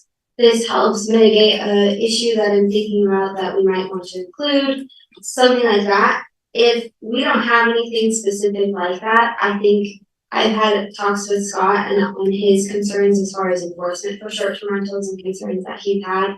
And I've talked to Aaron briefly as well. Then I feel confident as staff that we could put together a draft application and license and code and working with 311 as well, and we can come back to you with something. But I wanted to leave this open for in case you guys had anything specific that you thought about and you saw either over the weekend in the packet or in other. I do think we should for sure be collecting that innkeeper's tax. Okay. And I'm curious about that. Like, could we even earmark that for something particular? Like, could it go towards affordable housing or land trusts or sidewalks? I don't know. I'm gonna defer to legal on that.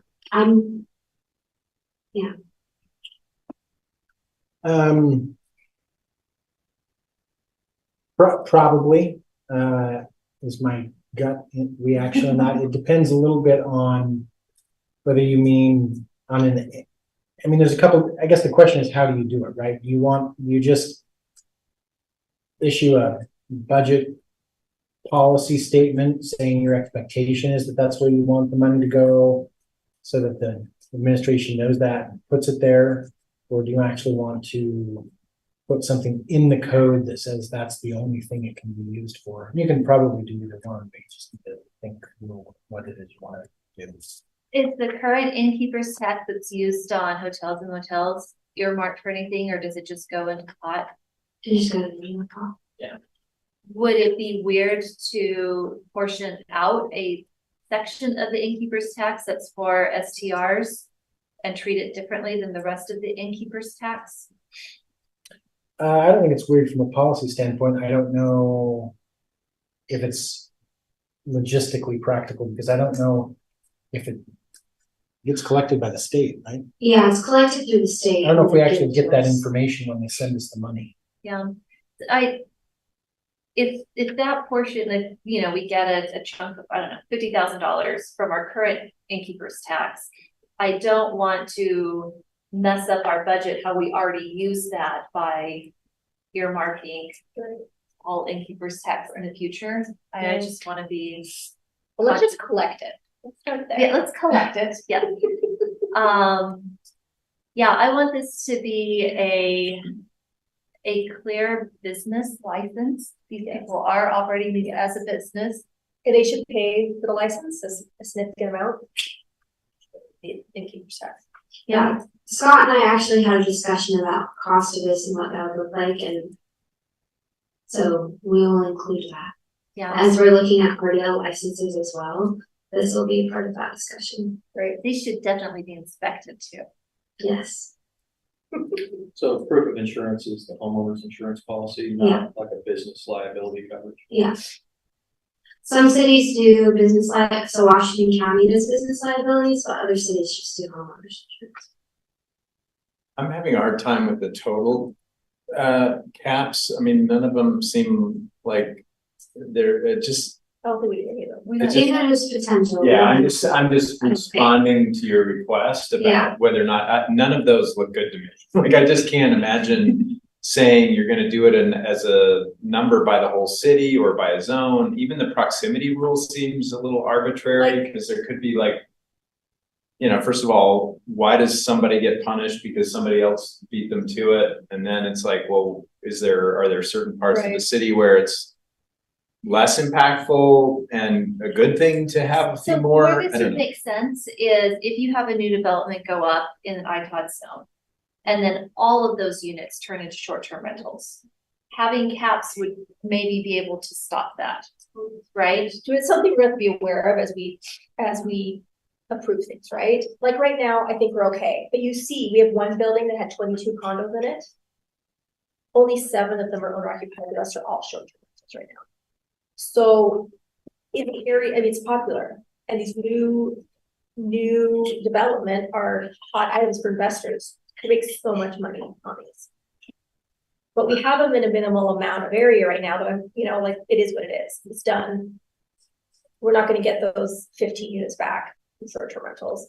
Well, I mean, okay, maybe that's an argument then for something that does seem to have a rationale to it. If you said in higher density housing, you limit this to a certain percentage of the building. It's just an issue if they're condos, right? Like, how devastated would we all be if we had a beautiful condo building go in and 75% of it became short-term rentals? We need condos so badly. Right. And that's what the first-time home buyer needs to buy. And they'd be sucked up because they're such money makers. So that's something we'll have to look at as we're approving things in zones that are allowed to be short-term rentals. We're not approving. Like, if it's going into an ITOD and it meets all the. You're right. We don't ever see. You're right. Okay, so that's a good point. So setting it up like only a certain percentage of it, like, A new building. none of these things going up though, are like this one I'm talking about is a rare one that's for sale, right? Yeah, so can we do something like that? So we can look at, Logan has something where they have a cap on number per building, like regardless of the number of units in it. So they say, I think they just have a raw number. They can also do a percentage. So let's say you have 20 condos in a unit, you can say only 10% of them can be short-term rentals, or you can just put a number. I like that. That's manageable. How do we manage that as a city? I mean, these are people buying them. So it's just a waste of the first 10% to get licensing, because technically they're the only ones that can do it. I mean, I can't It's like trying to get your good campsite at the beginning of the year when those reservations open. Yeah, that's kind of what I'm just. I will say Justin is kind of an expert on short-term rentals in Clark County and Las Vegas. I don't want to even hear the word short term. So he has a lot of experience with it and like gives some insight here. I guess I would kind of flip the narrative a little bit and think about this from, and I don't want to steal or rain on Scott's parade, but from an enforcement perspective, you can set up you know, whatever you want in ordinance, but the ability for code enforcement to actually enforce is a whole different thing. I'd be happy to share horror stories whenever you'd like, some nightmares so you won't sleep, but yeah, I mean, honestly, it's very difficult, whether it's I think the intent of owner occupancy is great, but actually being able to enforce on that is a whole can of worms. You know, whether it's a percentage of a building or whether you take, I know Malia's gonna kill me when I say this, but if you take and you know, distribute licenses by geographic area or by neighborhoods, they're all possible, but it's how much staff time that you can and will put into it and money. But then also, once you're past that kind of regulatory side of setting up your scheme, are people going to actually conform to it? And that's all the enforcement side. And it's very difficult, and it doesn't help with some of the state laws that are in place here, not allowing that primary piece of evidence to be sourced from online advertisements. So I'll just, Could we use our Urge caution. innkeeper's tax for sting operations of illegal short-term rentals? You know, Well, we just have a business, if we just do the business license thing I wanna do, and they can't, it'll totally work. That's what I'm saying. yeah, have we done a motion on it yet? No, that's the one they're working on to get more information. You said? Yeah, so hopefully, when we get motion one done, and we come back to you with the license and code and everything, and it's all set up. And I'll need to look at and talk with legal about this, then we can make that so that way we don't have that verification through the STR companies will be super helpful Okay, as far as enforcement. so you don't need a motion from us today in order to proceed with crafting the license and application. Unless there are specific, because that's already a motion to come back to you with that. I came back with that one because I wanted to know if there was specific things that you guys wanted in it. Because our motion before was just write one. And so after having this discussion about zoning, or if you want caps, or if there's other considerations, So then. where are we allowed right now? I Todd in Yeah. downtown. I got it. Sorry. You okay? Yeah, so this is where they're allowed right now, so this, But the 360 that are in existence right now are Yeah. mostly outside of that. well, Correct. I can't say mostly confidently, because I didn't, Okay. couldn't, but, They're all, yeah, they're everywhere. So I don't know. And all we're initially trying to do here is to get those folks into a license situation where it's all above board, Yes, but we won't allow. but then we're gonna, or we don't allow Can't it. allow it. Right. Yeah. yeah, Yeah, so we're wanting to create a license for these areas where it is allowed. And when people outside of those areas are not able to get a license, that's when motion number 2 kicks in, because they don't have a license. We're gonna say, you know, this whole thing with third-party partners, that they're not able to accept payments. And Got it. pretty- Okay. so. Okay, yeah. I will say, looking into it more, because this originally started in St. Monica, looking into there. So people who had illegal and then all of a sudden they couldn't process their payments through Airbnb and VRBO, then they just took their listings off there and just did it on like Facebook Marketplace or whatever. So it's not like all of a sudden all illegals are going to disappear. They'll still exist, but yeah, but it definitely curbs your business, because if you're from out of town, you're not gonna go on Facebook and look for a short-term rental. Yeah. So this is a 2-parter. Can I get clarification on the innkeeper tax? Does it have to be consistent? By law, does it have to be consistent between hotels and STRs? So Or can it be I- decided? What are the rules? I think, there's I a read- cap. there's In a stat- cap, state but I don't statute think for how there's. much. But we could go any direction up to the cap for short terms versus what we charge for hotels. I don't know if it addresses that, but we And could, then the other question I have is that is the tax rule different than our policy on fees? So the fee policy based on state says you can't charge more than what it costs to operate, right? You can't be profitable. Is the tax Is it just a completely different that you could charge? Yeah, it's just, Doesn't matter what it yeah, costs to run, it's different context. They've given it back percentage. because it doesn't cost us anything to run hotels. Yeah. It's a city. Yeah, the innkeeper tax logic is that you have visitors coming to your town, putting a strain on your infrastructure and your resources. So you're trying to capture some of that to offset impacts. Can we require that Airbnbs and things like that have to comply with the hotel or the innkeeper's law, the state law? Brian, do you know? Well, that's what I'm looking at right now. At the moment, I haven't gotten to looking at the code yet. The Utah Tax Commission website says hotels, motels, inns, trailer courts, campgrounds, tourist homes, which I'm assuming means short-term rentals. But I'm gonna have to dig into the code. Yeah. This says in hotel, boarding house, or lodging house, and the rooms occupied by guests, boarders and lodgers. Goes through liabilities. Yeah, and maybe that ends up being a legislative thing where we would want to confirm that all of these short-term rentals need to comply with the innkeeper's law in Title 29. That's something, Brian, that we can look at when we're drafting this. Anyway, so is there a motion to include anything? Does it sound like staff is on the right track with things? Is there anything you're like, actually, I really want this included? We didn't talk about this. We'll include innkeepers.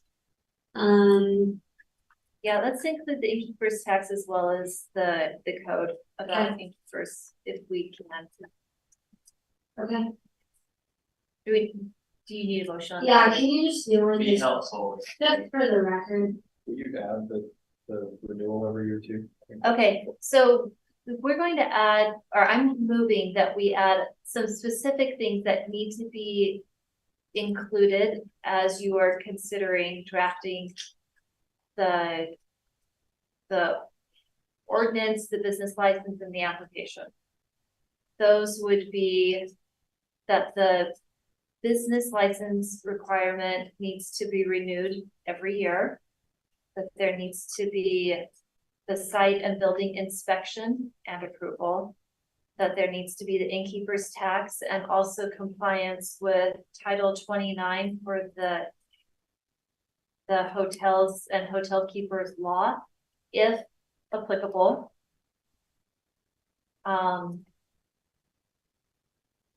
Yeah, and we also want your proof of insurance, contact information. Are there other things that we would want to add to this, like other considerations? Do we want to, also look into whether or not we can earmark the proceeds of the innkeeper's tax that's collected for short-term rentals, if we can treat those differently than the rest of the innkeeper's tax that comes to the city of Provo.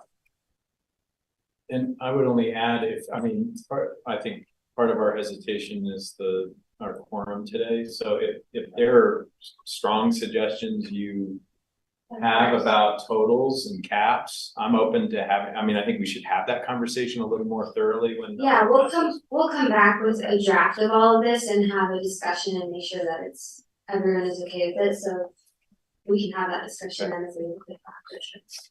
And that, I read through as much as I could. It was a 330-page document last night, so I didn't have as much time as I normally would have liked. But so I didn't have the time to go through each of those cities' recommendations to see what nuances worked is best for Provo. But I'd be curious to know what your, like if you see a model in a city like Bountiful or Sandy or whatever that seems. Because I really like that you looked at those models, because when we talk Park City and St. George, I just feel like we're not talking about the same thing. Maybe we have an argument in Provo to say that, because of events at BYU and so on, there's a little bit more of a market for this sort of thing. But I'd be curious to know what those cities are doing to make sure that it's reasonable and that it's well regulated and that it doesn't get excessive in terms of numbers. Okay, did George actually add something to my motion? Kind of. What was Yes. it? And it was like all of these requirements, but not limited to. I was just encouraging staff to come back with some recommendations if they feel like they want to make some. They don't have to, but with a bigger council body to have that discussion about caps. I just couldn't wrap my brain around why one would work better than any other, or if any of them would work at all. So I just, Why and I don't didn't we want to say have the caps conversation for the now second anyway. Motion then, like a cap thing as a different motion instead of an amendment to mine. I don't think mine was really a motion Okay. needed. It was just. Well, it sounded like you were Unless seconding it- but adding, so I'm trying to get clarity for our Roberts friends. Reference friends. Robert's brand names. All right, so It's clear. it's clear I enough. feel like it's clear. Shannon just sent something. I sent it to him. I sent it to Stan. Okay. All right, well, I made a motion, George kind of seconded it, and Dave also seconded it. Or he thirded it, so that's where we are on that. Let's take a vote then. Hanley? Yes, yes, McKay. Yes. Okay, yes. All right. Right, And then we'll have do we another need the other conversation, motion for George's, or are you good? conversation on caps. Okay, Great. great. Michael. Michael? Oh, no, I just wanted to let the chair know that Shannon is online. We'd like to Reception recognize is that back. Shannon Ellsworth is online. We'll now have a presentation regarding the proposed Orem Provo City Boundary Adjustment. This will be presented by Gordon Haight, our Engineering Division Director, and David Day, the Assistant City Engineer. Dave is working on another ordinance turning to you, all our specification changes in here, so we'll be here. So we talked about this briefly. We have the plats for these. Yeah, which one would you? I'll just go in the order they show All up. right, let's go for this one. Okay. So this one has 2,000 south property. You can see half the road is in Orem, half's in Provo. This is the city limit, or the city limits. None of these houses that are in Provo face on this road. So the idea, and this is the detention pond that's owned by Orem City, they maintain. So the intent is that this should go to Orem, they would maintain that road, would talk to them, they understand that. Any questions about it? Okay. The next slide. I don't know if this is in the order they were in your packet. They're all included. Okay. And this was a boundary that was done a number of years ago between Orem and Provo, but because of some technical issues, the county recorder did not accept it. So now we're just trying to go back and concur with each other that this is our common boundary. Right now, Utah County says that half of the lift station that belongs to Orem City is in Provo City, and this just makes sure that the whole lift station is in Orem, and then they can maintain and take care of it according and be with us getting permits. So, so the next one. This has to do with the Ryan Smith subdivision, the Provo River. This right here is Provo. This would bring this into the portion of the river, and this would be a residential portion that would tie into the new residential portion in Provo, so that everybody living in this neighborhood would be in the same school district, the same voting areas, and it would help bring the community together. So that's been requested by the developer. Orem's aware of this. So those are the three proposed boundary adjustments. What you'll be doing tonight is having a resolution open a 6-day public hearing process, and then likely around the first of the year, we'll be bringing these back for an ordinance. to actually make these things happen. Orem will be doing the same process. Their 60 days doesn't need to be the same as ours. They just have to do theirs, and then they'll approve it. We'll sign it. Ordinance. Okay, thank you, Gordon. Are there any, okay, I gotta say, I've seen like some people's names will become Orem citizens, right? What's that? Like some people will become Orem citizens, right? Well, nobody's living in these are all vacant. So everything that's there, the other two are public property that's going to exchange. So no homes will be changing. Oh, okay. This is vacant land, but when people move here, they'll become local residents. I was feeling so bad. There are a couple residents we want out of the city.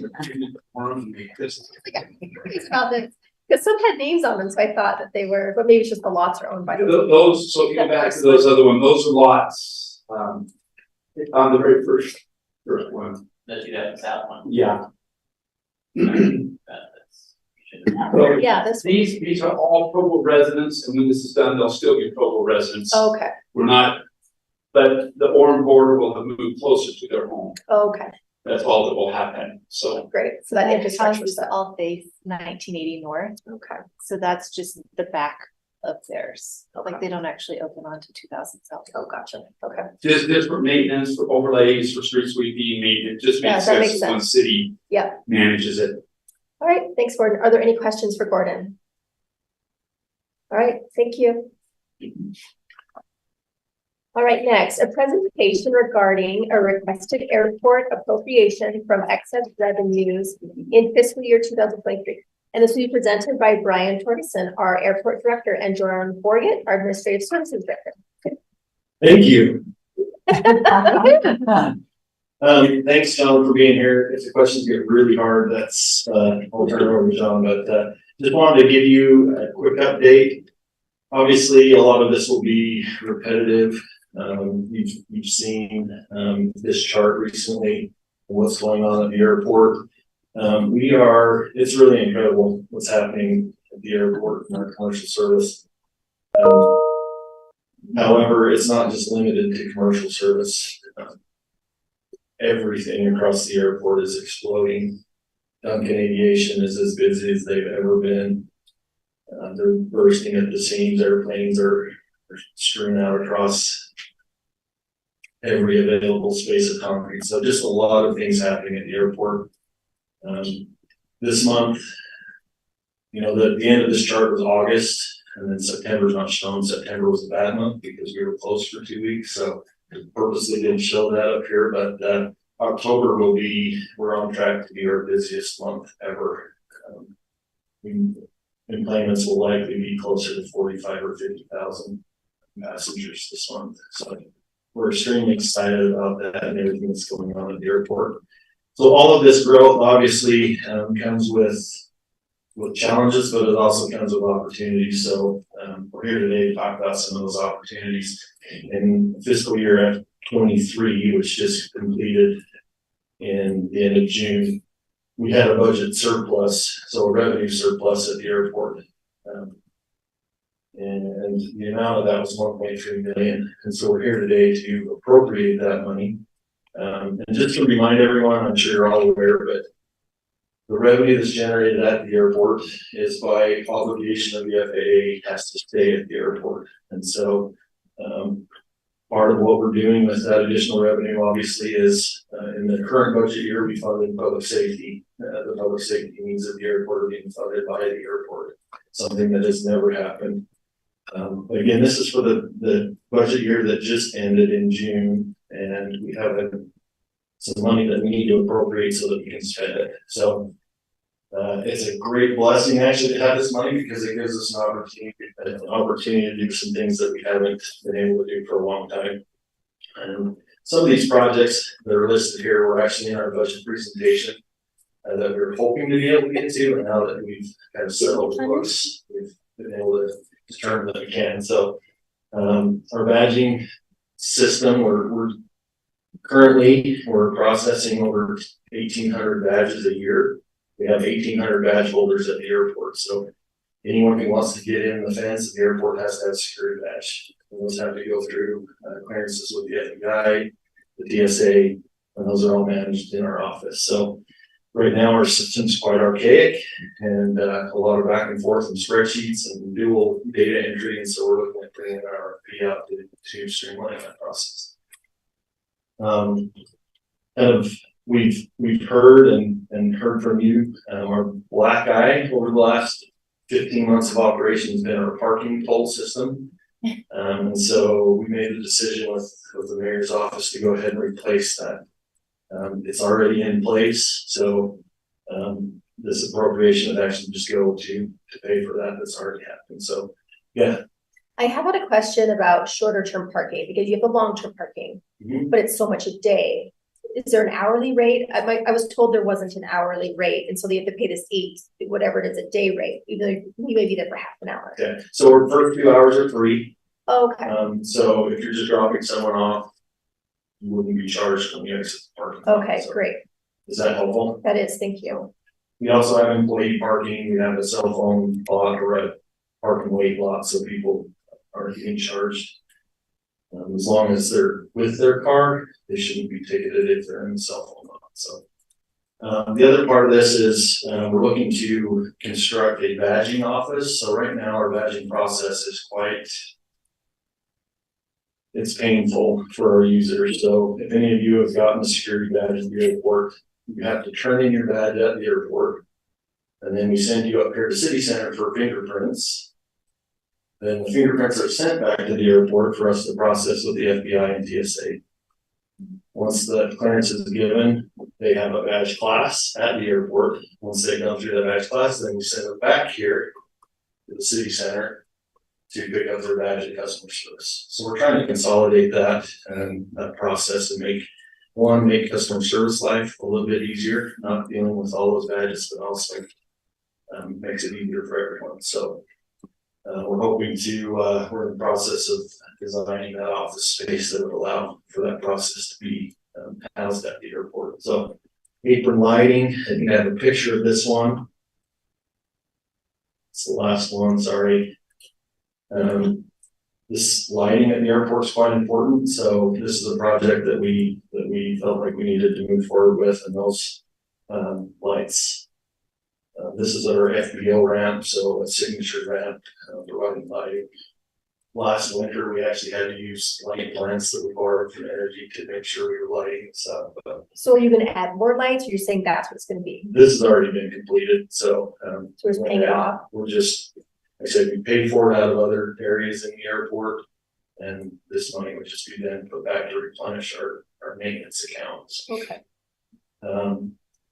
And then we're hoping to do a little bit of maintenance work on some of our taxi lanes, and you can see in pretty bad shape. And we're trying to make that happen as well. So you've seen this slide before, so just want to give a quick update on where we are. And this, if you remember in our budget presentation, we talked about a potential for 7 full-time employees to meet our firefighting needs at the airport. So, and that's all based off of length of aircraft and number of departures per day. So we're getting closer. We're not quite there yet. So on the right side, on the Index C aircraft, we're up to 3 departures a day from Breeze. And then on the MAX, 737 MAX, we'll see our first operations from a MAX aircraft this next month from Legion. So those aircraft will be based in Florida most likely, but we'll definitely be visiting us here. So we will have the extra. So we'll be at 4 daily departures. So 5 is kind of the magic number. And so we're inching closer. And if you remember in the budget presentation, we didn't want to jump to this right off the bat because we understand that that's a huge ask in the budget process to add 7 employees, but we're getting really, really close, and along with everything else that's going on at the airport. As part of this appropriation, we wanted to request 3 full-time employees to be covered with the additional revenue from last budget year. And so those will be in operations as well as potentially in our access control. So any questions with that? We've looked at our revenue for this current year. we were a little bit worried that, you know, we didn't want to add positions with additional revenue and maybe not have that next year. But our revenue is actually tracking well above what our budget is, and so even with our closing in September, we felt pretty confident that we would have that money to continue that on those positions. So yeah. Well, that was sort of my main question was, how sustainable is this? So maybe you've already answered it, but is there any more of a sense of like, I don't know, I don't understand where the revenue is just coming from the traffic. Yeah, so there's a few revenue streams that are generated from our commercial traffic. One is landing fees, so every time they land, they pay $1.03 per 1,000 pounds of landed weight. So obviously that stacks up if you're landing 119 times a month, that ends up being a pretty substantial amount by our airlines. We also charge $1.95 per incoming passenger. And so those are the airline fees that we make.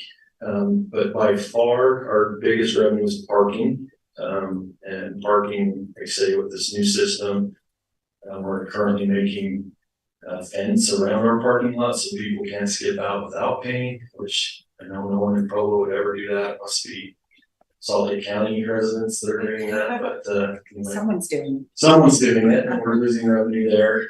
So parking by far, we have rental car, and we get 10% of gross sales in rental cars, concessions, fuel flowage. So every time that those airlines fill up with fuel. So as long as the airport's the size it is and the traffic is presumably onward, and you know it's not going to decline, and we're not going to lose this money. Correct. Yeah, David, sorry. Do we need to park more, or where are we at as far as demand for the parking? If you'd asked me a week ago, I'd have told you we're set with parking for a while with some of the temporary gravel lot that we've done. If you were there on Monday, so Monday was, we maybe had 300 stalls left. And I really think during holidays, it's going to be pushing it. So we actually meet with the mayor tomorrow, and that's one of my topics of conversation is, okay, this is nuts. What do we do? So, All right, is there more land? We do. We have options. Obviously, it's all unimproved at this point, and so certainly with any excess revenue we had this year, we'll definitely be putting towards some of those parking improvements that are needed. So, yeah. And is that something that would help us get UTA to do a bus stop out there? So UTA does have a bus stop. They run bus service to the airport. Okay. It's I think every 60 minutes. Oh. The bus stop was designed to the BRT or the UBX station standard. So as soon as UTA decides to run the UBX line out there, we can accommodate their buses. But right now it's just a local bus. I don't know the route number, but they're there. I think it's on every 60 minutes or so. That's not very frequent. Yeah, having the UBX would be amazing. That's the goal, right? Is there any argument to be made to them that they ought to be running it every 30 or every 15? I think, or certain times of the day? I think there's always an argument to be had, and obviously they'll argue their resources are limited. Anyway, so we're certainly in favor. We've opened up every opportunity for ETA, brought them in during the design process. We're meeting their needs. So that's certainly a conversation that we can have to make sure that we're servicing that correctly. Yeah. On the parking where you're expanding into like gravel and things like that, do you have lighting for that and everything? Yeah. I feel like I would resent paying for parking in a field. Do you know what I mean? So if it looks like a real parking lot, then it seems better to be paying for it. No, I don't disagree with you, and that's why I'm baffled by people. We have hundreds of stalls that are paved that people don't use, and they park in the gravel. Huh. So I don't know, but yeah. So part of that lighting, we actually have 2 extra lighting heads that we'll be putting in the parking lot to try and light up that area as well. We recognized, in fact, our chief of police brought that up to us. That we probably ought to have, we haven't had any problems. We have cameras everywhere, but certainly a need that we recognize. It's safe and secure parking. Good. Looks official. Sorry, lighting for now, again, we're past construction season largely, so doing anything permanent in the expanded gravel parking lot right now is just not an option. But certainly next summer, that will be some of our priorities funding some of those. So. Yeah. Just got to bring up so we had a runway issue again, right? Small plane delayed flights. Yep. So we had talked about like, do we need the double, do we need a backup for the run? I think your comment before was not yet. We don't have enough demand really to justify that yet, but how soon does that just become too much of a problem to? You're on the same page as me. So I actually reached out after Thursday's crash we had. And if you all don't know, we had a small bush plane single engine crash on Thursday. No injuries, but it did close our runway for a couple of hours, which impacted commercial service. And so that's not a small issue. Right. And so actually yesterday morning, I contacted the FAA planners and said, okay, we need to start talking about some of this. So I think it's time that we start. Our 2-week closure in September is ammunition for us to start talking with the FAA about that as well. Yeah. And really have them make a decision of, okay, is this a priority for you? Because it certainly is for us, and it's impacting our service here. We do have space. That's not the issue. It's just depends. We have space to accommodate a parallel runway for small GA aircraft. Okay. Conversations we've had is we need to do more because small GA aircraft runway doesn't help us. And the situation we had in September where we had to do construction on our commercial service runway. Now you're talking environmental impacts that complicate the project, but if we don't start the process at some point, it will never finish. And so that's my focus now is starting on some of those more difficult project conversations that may take a decade to complete, but if we wait a decade to start, it won't ever happen. Do you think you'd need to do an EIS or an EA for that? It would likely be an EIS, which is painful, and it may not be feasible in the end to where we say, okay, we tried our best, and we do have a crosswind runway that may, presents its own challenges with noise, and currently in our master plan that's slated to go away, but maybe that becomes an alternative that right now the FAA is thinking it goes away. So, any questions? Any more questions for Brian? I will ask one thing, as we met with the mayor's office and John on this, given the short or the relatively few number of meetings the council has this next couple of months, and the fact that snow season is upon us, we would like to request and move forward with the full-time personnel, at least the advertising so that we can get started on that process.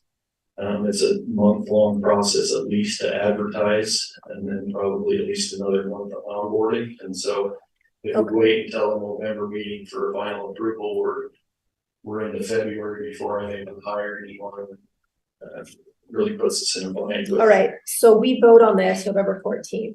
So Brian, if he gets 4 votes from us, that's a majority. Could he go ahead with that? Well, I don't think this one, you're just planning on bringing the appropriation. He's saying he wants to go ahead with. So what I'm proposing, I think, and John, you can speak up here. I think what we would propose to do is advertise it, but not offer a position until after the 4th. It was right, the 14th. so we're not, the 14th. Yeah, sorry, the 14th. And I guess I would say, I don't think he needs council approval. To do that. I think that's an administrative HR decision. Yes. Yeah, that's great. It's just typically in the past, that's the normal practice, then be on the conservative side and wait till the council Okay. commission the decision that. We hear the message and we're good. What we didn't want is to come to you on the 14th of November and say, oh, by the way, we've already advertised for these positions. And let me just explain some of these. Because of construction season, we were forced into some of these, so. Certainly respect and recognize the council's role in appropriating money, and so, we wanted to, that's why we asked Justin to shoehorn this one in this meeting so that we could not stretch that out any longer, so. Thank you, Brian. We appreciate the transparency and we appreciate your review. All right, moving on, we will do a presentation regarding the Innovation Grant Fund Program funding project for year 2023. This will be presented by Dixon Holmes, our assistant CAO.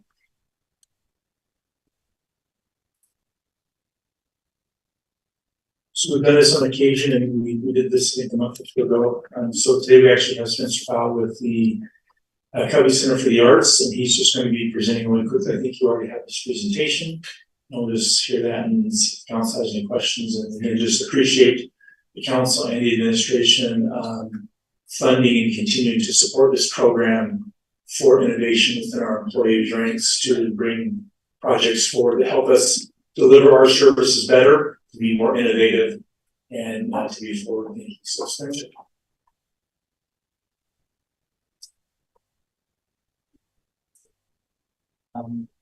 Thank you, Dixon. Thank you all for having me. As you said, my name is Spencer Powell. I'm one of the assistant technical directors at the Covey Center, and it was my honor to receive one of the innovation grants to upgrade the overhead lighting in the main hall at the Covey Center.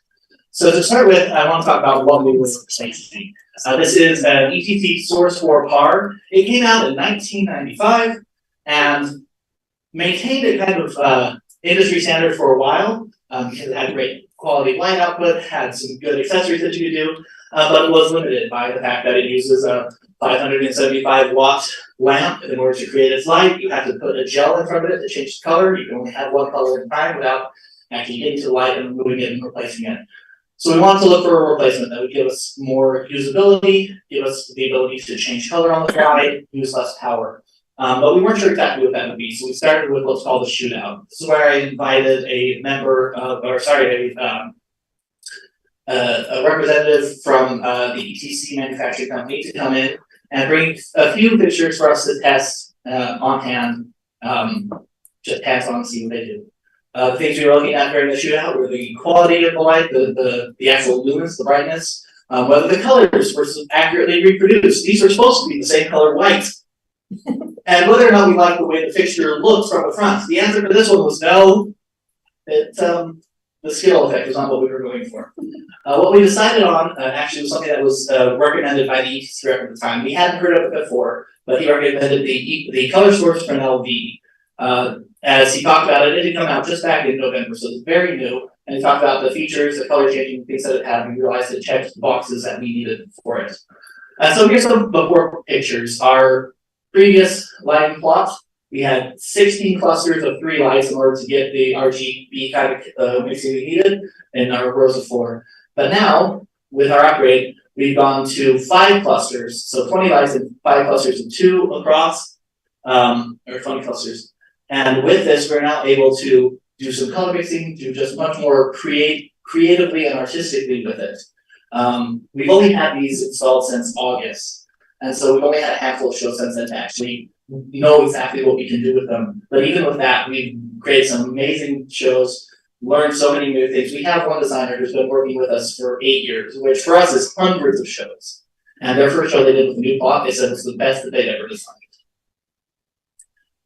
So let's get into a couple of nitty-gritty details. The reason that LEDs are so pushed for in the world is because they're much more efficient than traditional incandescent lamps. And so here's some numbers in a pretty table for people who like those kinds of things. The kind of standouts here are we're going from 28 source 4s we were able to replace with just 20 of the Fresnel LEDs. Based on that and the different wattages, we have about an 81% reduction in power usage, which put with the current commercial rate at the time that I pulled this up was about a savings of $1,771 per year. And that's just electricity. If we take that $1,700 and add to it the $423 that was spent in the lamp, And the about $256 per year on the gel. These are things that had to be replaced regularly, several times a month usually. So the man hours also to replace those, which I actually didn't calculate in here, but that's the savings on the things we no longer have to buy is $2,459 and about 56 cents per year. And that's just the monetary savings. Also with our incandescent fixtures, each fixture had to be plugged into its own separate circuit because they pull too much power. You can't put more than one other thing, you can't control them properly that way.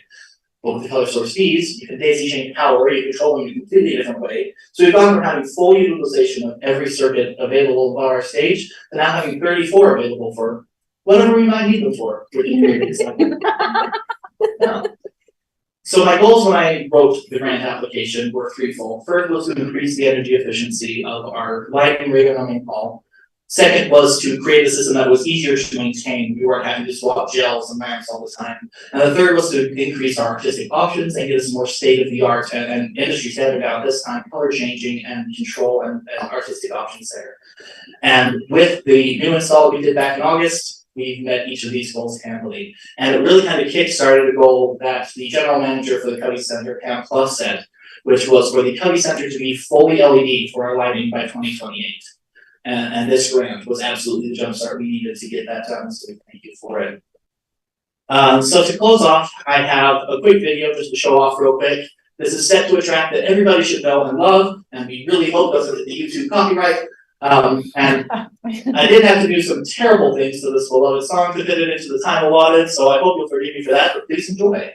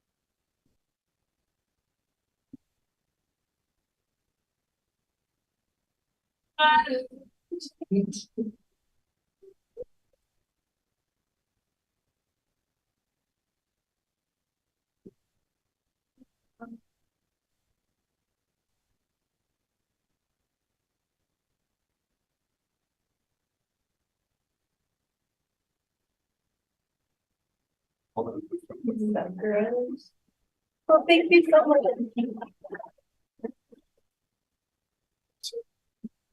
That was one of the more exciting presentations. So you probably couldn't have picked a better presentation of the Innovation Grant Program. This really is the essence of the program. As you can see, the cost savings, very innovative, better output for the Covey. And of course, not every grant hits all of those. This is an excellent example that we hope that the council and administration continue to fund this program for additional yet to be seen in the future going forward. Councilor Whipple. Yeah, so how much was the grant? Like, what did it cost to replace all of those lights? The awarded grant amount was a little over $24,000, which we spent all of it. So the individual fixtures, we got 20 of them, were about 1,200 a piece, and then additional accessories and such cables to get them all connected and then working that way. So the money that we make available is $25,000 per grant. Oftentimes it's seed money they may match it. They also may come back and say, you know, this was worth it. That next year, next round in our budget, we'll actually appropriate some of the departmental money to now that the proof of concept works. So it's been used in a variety of ways, and that's again the intent. We obviously have the budget process for some projects that are maybe just not quite ready for prime time. We're not sure they want to spend all of the department or allocate other funding there. It just allows the departments to be a little flexible and to experiment a little bit without a massive failure, or it's like, wow, that was a huge miss. And we spent $250,000 where we 15.5 would be more appropriate for something that maybe was for sure. Yeah, so it sounds like this will pay itself back in a relatively short time. Many of the projects do, yes. Yeah. With the old lights, are they just so obsolete you couldn't even surplus them, or what did you do with those? We have a mixture, we've sent some to surplus and many of those have been purchased, some we were hanging on to just in case we just need an extra little light here or there. So yeah, of the ones we replaced there, most of them have, in fact, a few of them have even been reused for future shows since. And some, again, of our lighting group has gone to surplus since. Okay, thanks. Thanks, Dixon. All right, we'll now take a break. We will come back at 2:50. Who's in? Good, how are you?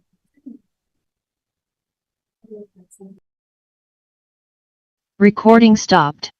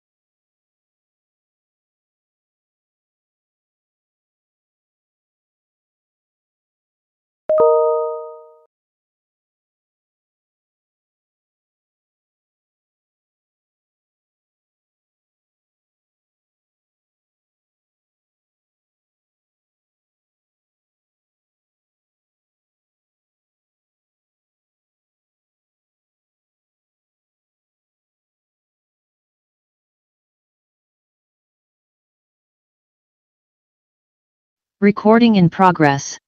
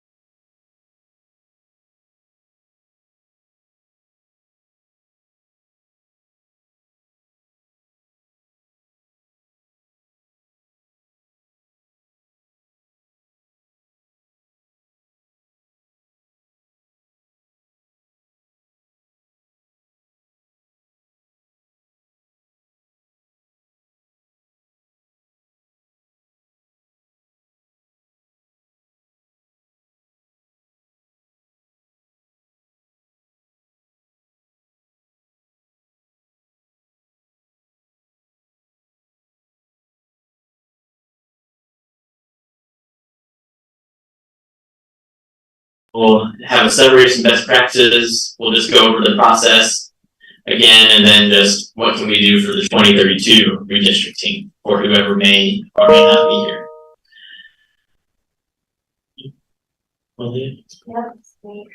There we go. All right, so just council redistricting in Utah is primarily governed by state code. The only state requirement is that the districts be substantially equal.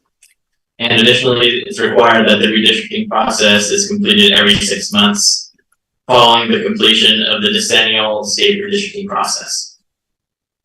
The council is also responsible for setting the school board districts. State requirements are a little more lengthy on the school board one, including that the districts must be substantially equal, they must be contiguous, and as compact as possible.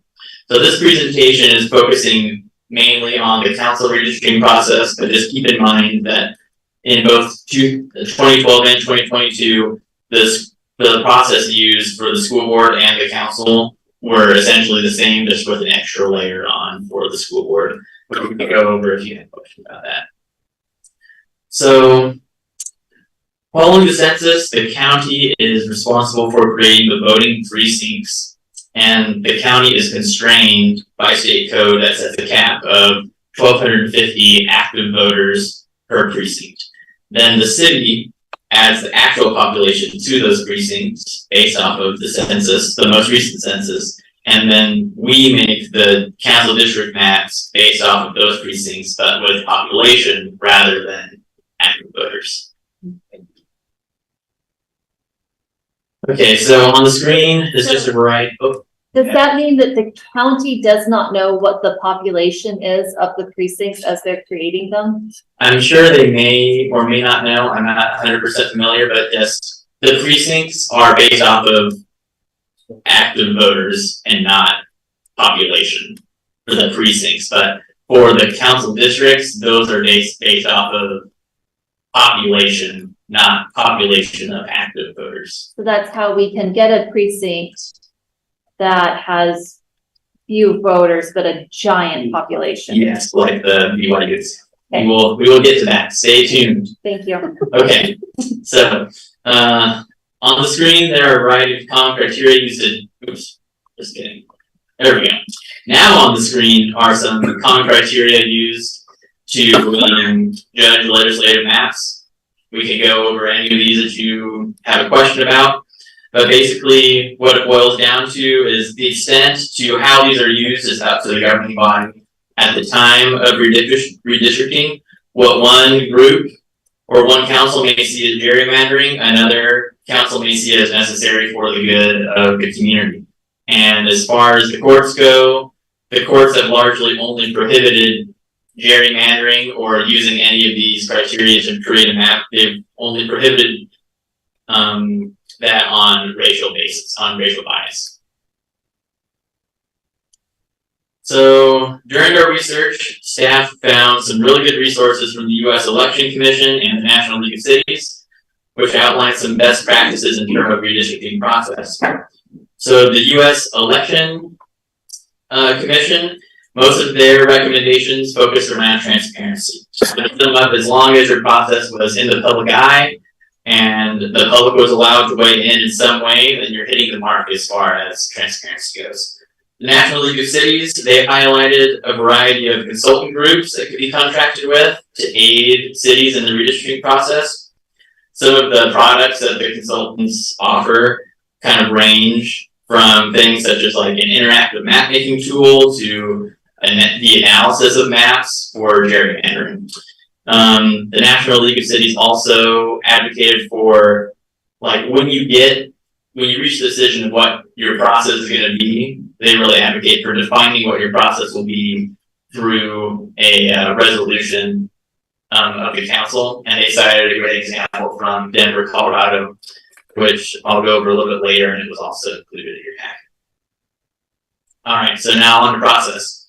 So the process for 2012 and 2022 were very similar in the fact that they both had robust public outreach, and in both years there were dozens of posts on social media and blogs encouraging citizen participation, and the issue was covered in both years by the newspaper, and there were public hearings and public comment just throughout the entire process. And each year, the GIS department created an online mapping tool that allowed citizens to create their own maps. The map tool basically submitted the citizens to the same constraints the council had, meaning that the map that the citizen created had to have substantially equal population and contiguous boundaries. Both years, there was a proposed calendar detailing various deadlines, decision points that was approved by the council. The main difference was who analyzed maps and which were submitted. In 2012, the council opted to use an advisory committee, and in 2022, the council opted to use a committee of the whole. So just beyond some meeting minutes and reports and presentations we were able to find, there is relatively little information or records about the 2012 redistricting process. So from the reports we found, we know that in 2012, the council created an advisory commission that had 3 councilors and an unknown number of citizens. And this commission analyzed the submitted maps on a variety of criteria and submitted recommendations to the council, both for how many districts the city should be divided into and which map should be implemented. So in 2022, we have a lot more information, one because all the meetings were recorded a lot better, and also we were all there. So in 2022, the council decided to debate the maps as a committee of the whole. They tasked staff to attempt to rank the maps. So staff identified several best practice criteria, and councilors submitted additional goals. Staff then used the councilors' preferences to score and rank the maps using a giant Excel model. On top of that, the council directed staff to divide the maps into different themes. And on top of that, the councilors submitted their top 10 maps. And the council used all 3 of these methods to slowly whittle down the maps for debate. And the whole process represented 9 public meetings, and I did the math, and it was 10 hours of discussion just in the meetings alone. There was a large amount of public comment, as indicated on the screen there, both from Open City Hall and in person. All right, so just going forward, quickly, I just want to go over what some other cities have done. Salt Lake City. What Salt Lake City did last year was they utilized an online mapping tool, similar to what we did, for citizen submitted maps. And then an advisory commission reviewed those submitted maps and were tasked to create some additional maps of their own.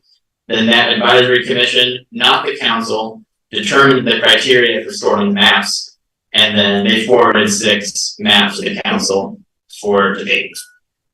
What West Jordan did, so I called West Jordan City, and their city staff acknowledged to me that it was the opinion of their city attorney that most of the redistricting duties lay in the office of the city recorder.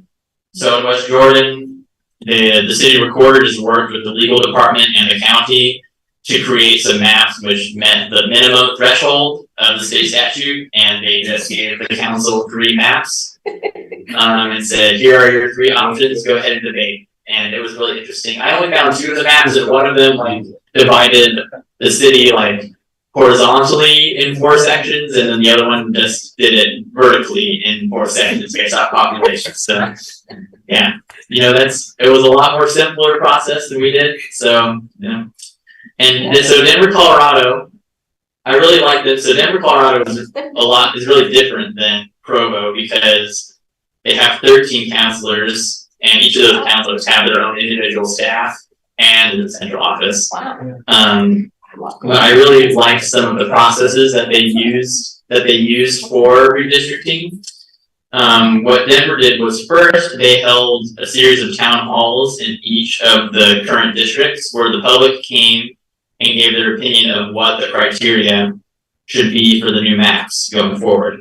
And following those exercises, the city GIS team kind of created some preliminary maps based off of what the requirements in the city charter and also the criteria that the council agreed upon and were outlined in a resolution. So these maps, their GIS department kind of, for preliminary, were kind of like a snapshot of like what could be possibly to kind of guide the council forward. After that, each individual councilor or a coalition of councilors together submitted maps that were prepared by the councilors or the council staff.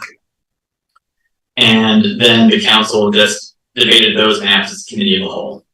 Denver also contracted with several consultants and had a budget of over $70,000 just for redistricting. So, yes. All right, so just before we talk about what we could do for 2032, just want to go over a couple more things. So cities rarely, if ever, mention the actual redistricting process in their city codes. If they do, it's limited to detailing what criteria the maps should be evaluated on. Other things to keep in mind is that every 10 years, the process of redistricting at its core is similar, but the exercise itself is different because every 10 years, there's different people, different members of the public, different organizations, different counselors, the staff can change. Every 10 years, there are different technologies. So 10 years ago or 20 years ago, redistricting had was this huge process with giant paper maps, markers, and adding machines to figure out the populations, and it was really archaic. And it's constantly evolving. It's just getting better and better and more, involves more GIS data and things of that nature. And also populations are different and patterns. Growth populations are different from year to year. Some areas experience growth, some experience decline. Sometimes the map requires just a little bit of tweaking, and sometimes there can be large adjustments to a map. And as always, the next required redistricting process is in 10 years from now. So if there's any code change or amendments that this council does, whatever council is here in 10 years could just overturn whatever we decided to suit their own preferences and priorities. Okay, so what can we do? So council staff right now is recommending that just a redistricting guidebook is created that kind of catalogs what occurred in 2022 so that staff and council at the next time can make more informed decisions about what they should do, kind of some best practices of what we learned for the next round of redistricting. The Denver, Colorado, they had a redistricting guidebook, which was really extensive, 80 pages long.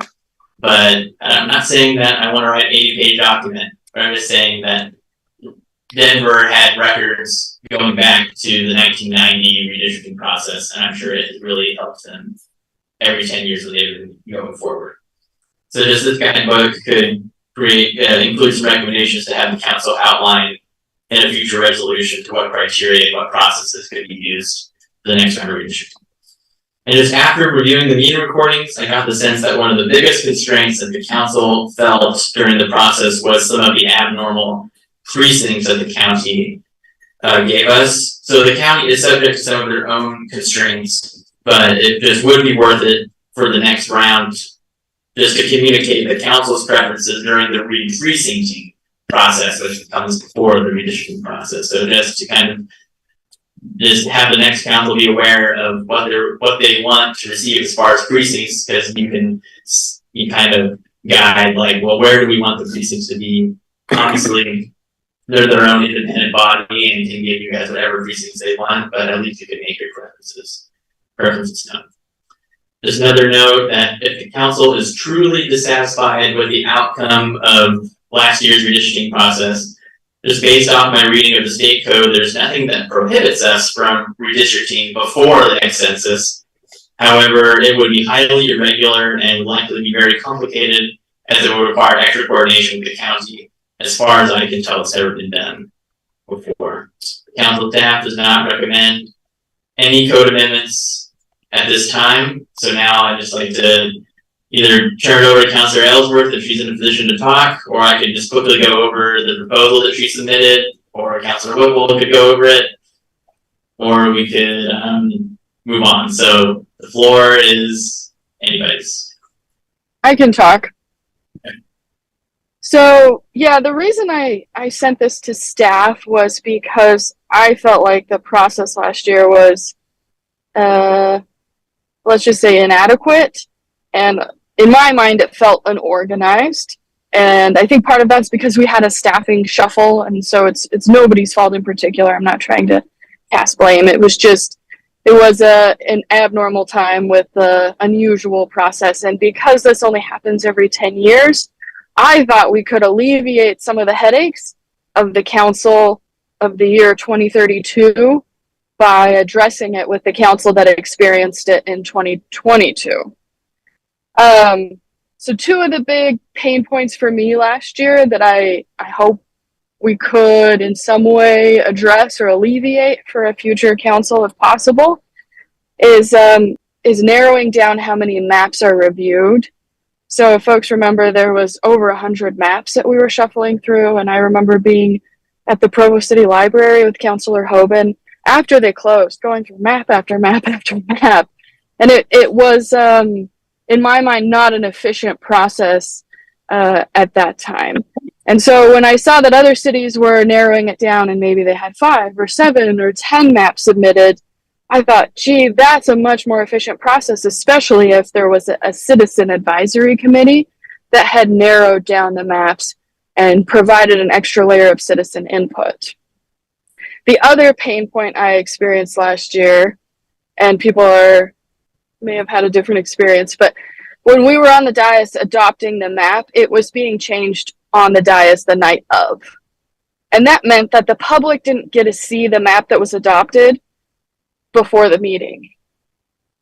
And that's not a great or transparent process in my mind. I think one of the counselors was getting texts and editing a precinct here and there. And because the public didn't get to see it before the meeting, it was being edited during the meeting, also did not get to see it before the meeting. So we were voting on something that we had reviewed for like a few minutes, even though it was a different version of a prior map. So those, in my mind, are the two pain points that stand out. And if we can have a better process, a cleaner process, or pass on some knowledge to the Council of 2032, that would be ideal in my mind. And I do like Salt Lake City's process. I've talked to other cities as well in Utah and other places. And great to have the citizens involved, great to have a citizen committee. I had also referenced in an email and then also to Michael the process that I believe John Curtis started. That was specifically around how the council changed the compensation for the council and mayor and how that was an uncomfortable process. And by defining the process and then codifying it, it alleviated a lot of the stickiness that people felt when they were doing something that was inherently self-interested. And so I think modeling our process after that would be really great. and that some of the issues that I experienced and maybe some of you experienced could be resolved.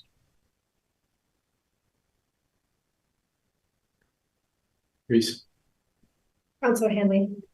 Yeah, I think I share those concerns. I don't want to say I think I do. I do share those concerns. But I really like the idea of creating a guidebook rather than passing a policy, for the reasons that Michael outlined. I don't know that we're in a position to know what the best strategy would be for the council in 10 years or 9 years now. So I like narrating what happened. I like raising the concerns that Councilor Ellsworth just mentioned. I like outlining a few possible strategies for a future council to consider, including an advisory committee.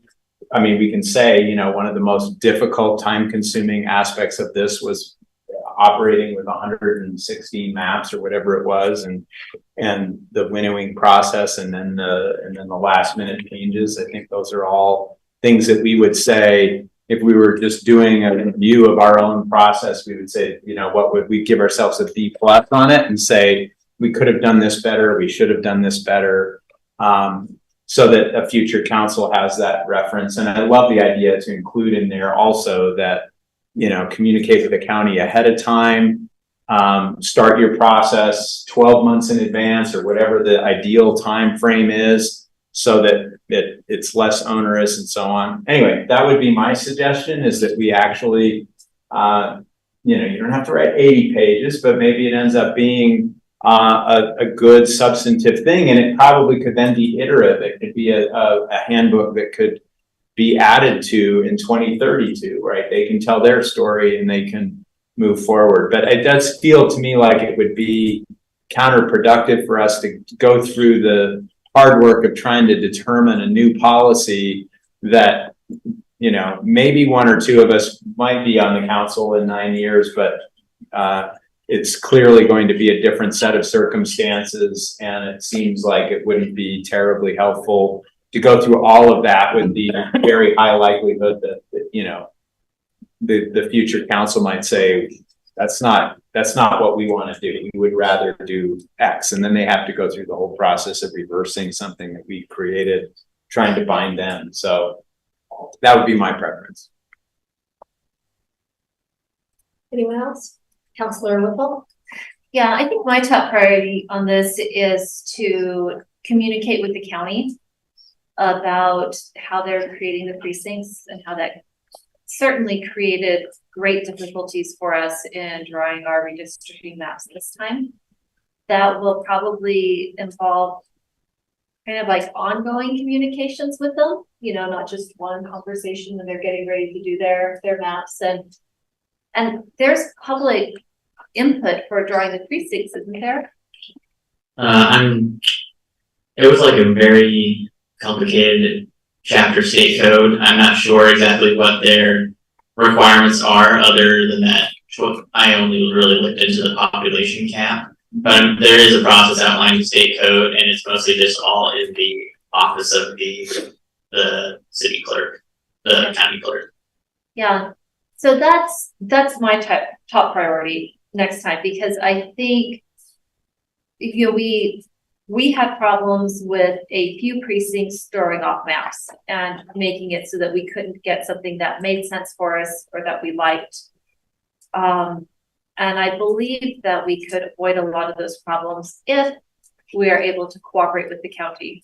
Clearly that requires third parties to cooperate with us, but we can at least try.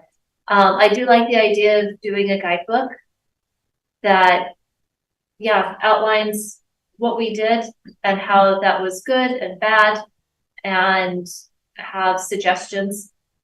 I don't like the idea of passing a resolution for an exact plan, because clearly the tools that we had that we implemented this time were very different than what they were able to use in 2012.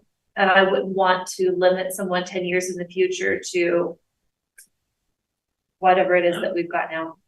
I just make I don't think it's super clear, but that bullet point, the pass resolution detailing the exact plan, would be for like whoever was doing redistricting the next time, like right before they're going to do it, and they pass their resolution saying, this is our plan. In your packet, you guys can look back at it, but I included the resolution that Denver, Colorado passed, and that's what they do every 10 years, because they have certain things that are in their city charter that says this is what has to be included every single time, and then on top of that, they pass the resolution and say, we want, this time we're going to use this process, we're going to stick to everything in the city charter, plus these things that are included in our resolution.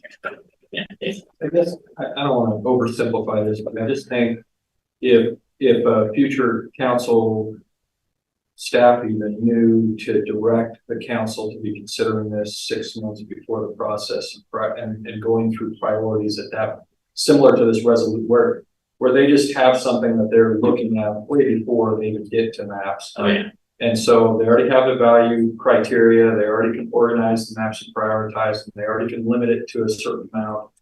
I mean, I think all the stuff we dealt with was a function of, like, we were trying to cram way too much, way too fast, and you have time frame that you have to work within, you know. So I don't know, for me, like the only pain point was, I think by the time we all decided how we wanted to look at the maps, we didn't have enough time to really evaluate them in a slow, methodical process. And so, I mean, I don't know if that's a guide. I don't know. I mean, I think we might even be overcomplicating and say we got to create a book. It just for future reference, I think future councils and staff need to understand we got to start this process way before. And again, I think staff was waiting for something to come from the county that wasn't necessary for us to wait for. We could have been talking about how we were going to prioritize those maps well before we could even create them, so that process could be a little bit. So the one question I have about that is, if the work on that begins, 6 months or so before, it may be beginning with a council that is going to change. Could be, yeah. Well, almost certainly. Because that was one of the first things Catrice and I did when we were brought on. Like, we were elected and then we were told, okay, you guys have to do these new maps right away. Yeah, I do believe that maybe the timing of when redistricting takes place could be different, because I remember last year it was a little bit later than what it normally is, because the state legislature took a little longer than normal to get theirs done. So the requirement is just whenever the state legislature is done, 6 months after that. Can I add a comment here? Yes. I'll just jump in and add a comment here. Thank you. I remember us moving through our process, and I remember the night it was adopted, and we had spent hours, like Michael said, working on this in various meetings. And then I went to other cities for my work, and they were just starting their process. And for some reason, we must have gotten the date wrong. Like, I think that's a lesson learned, because other cities were like mailing out proposed maps to their citizens, and they waited, I think, 2 months after us to adopt their maps. So there must have been some miscommunication on the deadline or the date that we were supposed to adopt them, because I remember thinking, why did we rush through this at the end, and why are these other cities doing it months after us? So, and maybe that has to do with the state, I don't know, but that's a lesson learned when we're talking about the timeline. Councilor Ellsworth, could I ask, were those other cities in Utah County? The one I'm thinking of was not. It's in Salt Lake County. Was there a difference in counties? Is that the issue? Well, I'm not suggesting that there should be, but my recollection is that we were operating on deadlines that Utah County gave us. And I also have, without having the specifics in front of me, I seem to also recall having some moments where I couldn't understand where their deadlines were coming from, but they were insisting that they were the deadlines anyway. Thanks for remembering that, Brian. I appreciate that. That would absolutely make a difference. So it seems like there needs to be more coordination and explicit information provided from the county ASAP in that process. Agreed.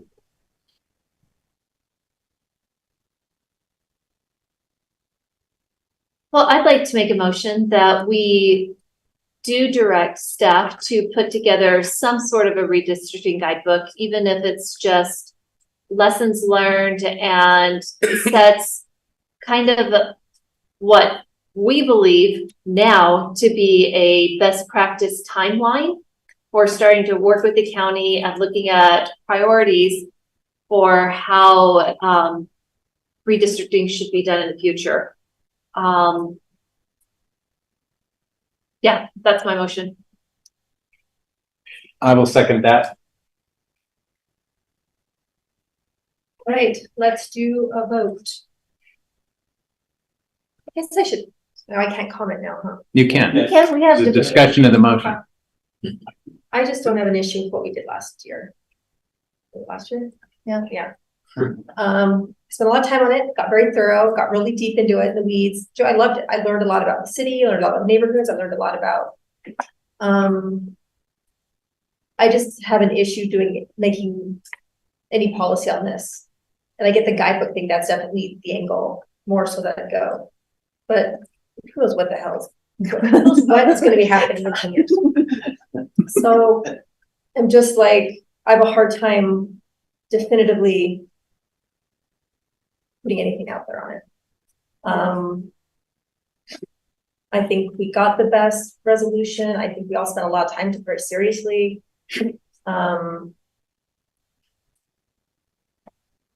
I just think I don't like staff to be spending time on this. I don't think it's the best use of their time. Just my opinion on it. So I would just, and along the lines of what I've already said, this would be a short vote as far as I'm concerned. This would be a lessons learned, suggestions from our council. Like, how much time do you think that'll take, Michael? Oh, not long. Yeah, I don't know. I would put it probably on the bottom rung of my priority list, and I just have a goal to get it done by 2032. And it seems that having done preparation, 2031. So we should have this right. it seems that having done this presentation, you've already done most of the work. Yeah. Yeah, I went over the Denver guide quite extensively and looked at a lot of the best practices, and I have lots of ideas of how I can engage the council in order to get your guys' views on this. Because what I kind of gathered is that one of the biggest pain points, well, I guess we explored a lot of them, but on the staff level, kind of just the relatively small amount of information that we had for what happened in 2012 was kind of what made it difficult for 2022 to occur. So just to have some sort of record that is like, this is a document in our files for someone else to do, whoever is there. Yeah, we have this, they will all be here in 2032. And that'll be really easy. So, All right, so first thing I want to acknowledge is that Michael said he'd be here till 2032. That's That's the record. committed. I like your point that this would help staff. And if you're saying that this would if this would help your time in the future, that's a good thing. Yeah, I just don't want to make it ordinance or policy or rules. I hate the Salt Lake way. You're not giving the council 3 maps. That's like way not enough maps, in my opinion. So I just don't want to get that specific where it's like, you can only have this many maps and someone else has to choose the maps. I don't know. I do want to keep it as council central as possible. But You want them to have to look through 100 maps in 10 years. Well, I secretly love it. so just to follow up, then I would just, I mean, I don't need to change the motion. I guess I would just clarify, Michael, we would approve you would bring a draft back to us and we would approve it presumably. So, well, I guess I don't think it would be really approved. I guess we could approve it, but I kind of see it as something that I would engage with each individual counselor and then maybe take it to leadership and have them read it. Then it would just be emailed to the council as a whole. I suppose it could be approved if you guys wanted to like edit it on the fly, like a general plan or something like that. No, I don't have the inclination to edit it, but I do think it would be helpful to make sure that the council as a whole feels like you covered. We can come back and have a report on it. Yeah, the adequate issues are covered in the report, and you can let us look at it, and we can say, great, maybe that's a counting on a spirit of the law approach to this on our part, which I personally will commit to. I don't have any interest in going in and, but like, you know, if you wrote up a report and you didn't say, you know, any of the things, or one of the things that we've talked about today is not in there for whatever reason, then I would say, well, you know, remember what you know, so that's, I just want to make sure it looks like it reflects both. I trust you can accurately describe what we did entirely. I trust that you can point future councils to different options that they have, but like the pain points and the lessons learned and so on, I think as long as we all feel like that accurately captures our experience without committing one way or the other, then I think that would be, anyway, I would like to see it. Okay, in that case, I would bring my and I just I would echo bring it something down to that this year in December instead of Yeah. 37. And I would just echo something that Catrice said. I regretted how long it took for sure. But I didn't regret being involved right from the beginning because I did learn an awful lot. And we had a technological tool that was incredibly helpful. Like it was almost satisfying and fun to spend 30 minutes on a weeknight just tinkering with the map and seeing what kinds of possibilities emerge. So that particular piece of technology, which wasn't available presumably 10 years ago, was extraordinarily helpful, and it was instructive, right? I think it helped us.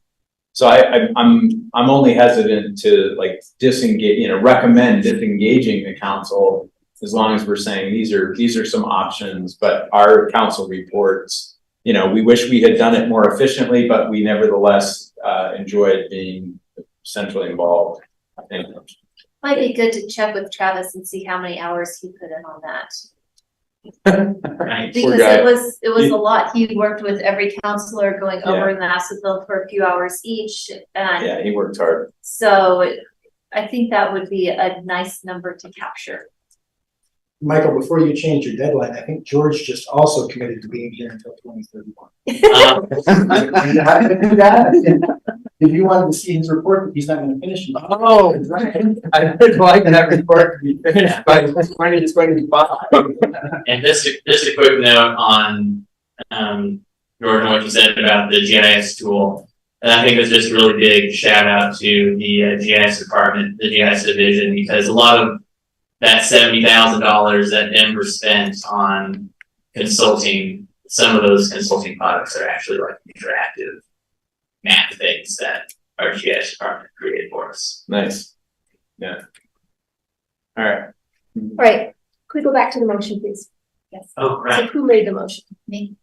Okay, can you restate it? Please? Is there any more discussion first? Do you want to restate it? Short motions. I don't know if the word short was in the motion. I don't believe it was. Can you read back the motion? Do you have that? Yeah, I do have a motion. Direct staff to put together a redistricting guidebook that sets a best practice timeline for the redistricting process that includes when and how to start. Okay, That's what I have. add the adjective short. Short? No? Yeah, guidebook. Yeah. Well, it's short. Never mind. I will not. Michael understands. Okay, I'll we're do it. good. So that's the motion. All right, Hey, question about the motion. Is that inclusive of incorporating or writing about the experience of 2022 and the lessons learned from 22, or is it just best practices point blank across government? Yeah, I was planning on including the things for 2022 and engaging with the counselor individually on that. Great, thanks. Okay, so that was the motion, and was that seconded? Yeah, it was. Yeah, I think Jordan seconded it, and then we halted for discussion. So now, okay, let's make sure any comments by counselors have the names of the counselor who had the comments. no anonymous comments. Yeah, no general, like the whole council thinks that. All right, let's do some voting. Counselor Ellsworth?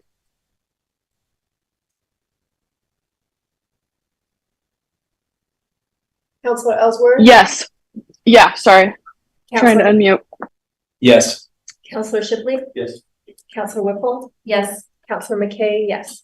All right, thanks, Michael. Thank you. All right. Next, now this will be a fun one, an update from Downtown Provo with Quinn Pearson. Yes.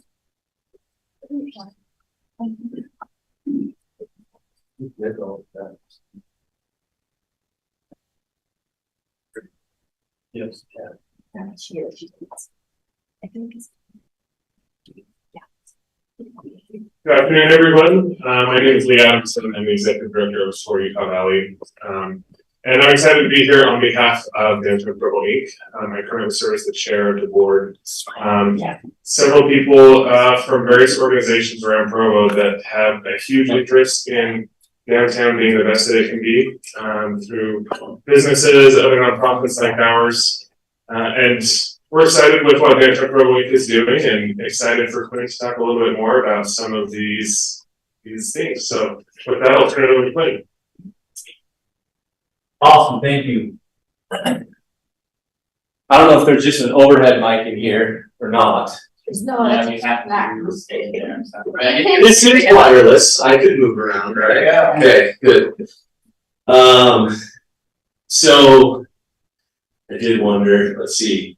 So a little bit of the background, I don't know if you guys are familiar. I have a few more of these out.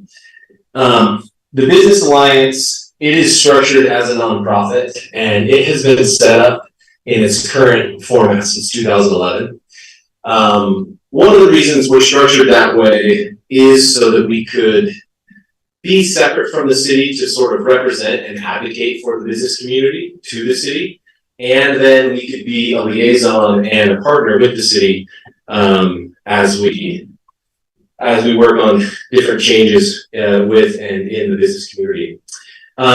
So what we'll do today is we've taken some notes from the mayor on her 4 pillars, and we have set up 5 pillars. I used to call them buckets, but that doesn't sound as pretty as pillars. So we'll call them pillars today. And this kind of breaks down into 5 different categories, the things that we do and the things that we value for our program. The first one is residential awareness.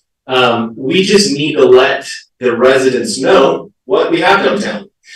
Before I was in this role, I ran a shop downtown. And one of the most frustrating things I would hear is someone would walk in and they would be blown away. And they would say, "Oh, what is this place? How long have you guys been here? When did you open?" And I'd say, "Well, we've been here for more than 5 years. Where have you been?" And it was such a sad thing to see such a massive percentage of our population here in Provo that doesn't realize what's downtown. And so residential awareness is a huge part of what we do. Let's see. Okay. So the second one is tourism awareness. We do a lot of work to make sure that visitors have a good experience, that visitors have the resources they need to know where they can get info, where they can get food, where they can see art, and so that we can help bring groups in as we partner with Lee and his team, not just through the printed materials, the digital materials, but being a part of the welcome wagon when a convention planner is considering Provo as a destination. The third one is creating a space. I'll go through each of these in a minute in a little more detail, but creating a space is an interesting one that when I started 7.5 years ago in this role with DPI. And when I started, this was a little bit more ambiguous. It's difficult to quantify. Not everyone understood what this meant, creating a space. But what we've seen that's been fun is changes worldwide in understanding this concept. BYU, a number of years ago, they changed their rec management program into experience design. As the internet has taken over a lot of these experiences and retail spaces, downtowns, especially historic downtowns, they have found a way to differentiate and show their value by being a unique, creative, distinct environment that you can't emulate online. And it's what has allowed some of these historic downtowns to really thrive in this time because of the value that it brings that the internet cannot create or replicate.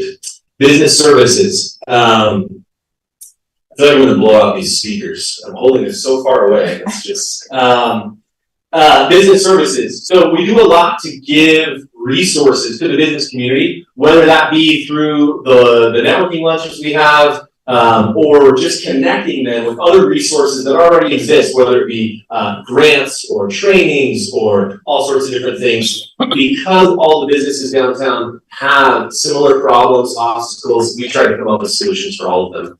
And the last one is advocacy. This is where I spend personally most of my time, and that is to take these issues and concerns that we gather from the business community and to bring them to the city to advocate for some changes, to see how we can tweak this or that to make things better for our downtown, for our residents, and for our businesses. So, residential awareness. One of the ways that we engage residents is through the weekly email. Hopefully all of you are on this email list. We have a little more than 13,000 emails that we shoot out once a week. We have 23.1 open rate, which is a little bit above average, where people are getting to see what's happening in the downtown. Here's a little video. This is the email that went out 2 weeks ago. This is what you see on your phone. We try to make sure that it's unique items. It's not just, this thing happening at the Covey or this open mic night, because those things are always happening. But it might be really specialized pop-up events. It might be a ribbon cutting for a new space, just so that we can stay fresh and relevant in the emails and people don't just get sick of seeing the same garbage each week. Instagram is a massive tool for us to engage our local population. I added some numbers here. This is a lot of fun. I presented to you guys last year. I talked about a lot of these things. We had 17.2 thousand followers when I was updating my presentation for today. And today we have 21.4. This morning we actually were above that. But it's a hugely successful tool that we use for engaging the residents and educating the residents on what's happening, what's new, what they need to know. I know that I was slated for 25 minutes. I've run through the presentation a couple times. So as I'm going over different points, if you guys have questions, let me know, and I can give you some more info, answer questions. So here's just a little screenshot showing some of the engagement. The engagement really on the account is outstanding. We've just got lots of comments, lots of shares across the board. It's a lot of fun. Other media. This is something I ended up becoming a contact for all sorts of news media, whether it be podcasts, radio, a newspaper, just kind of a little sampling of some of the things we've done recently.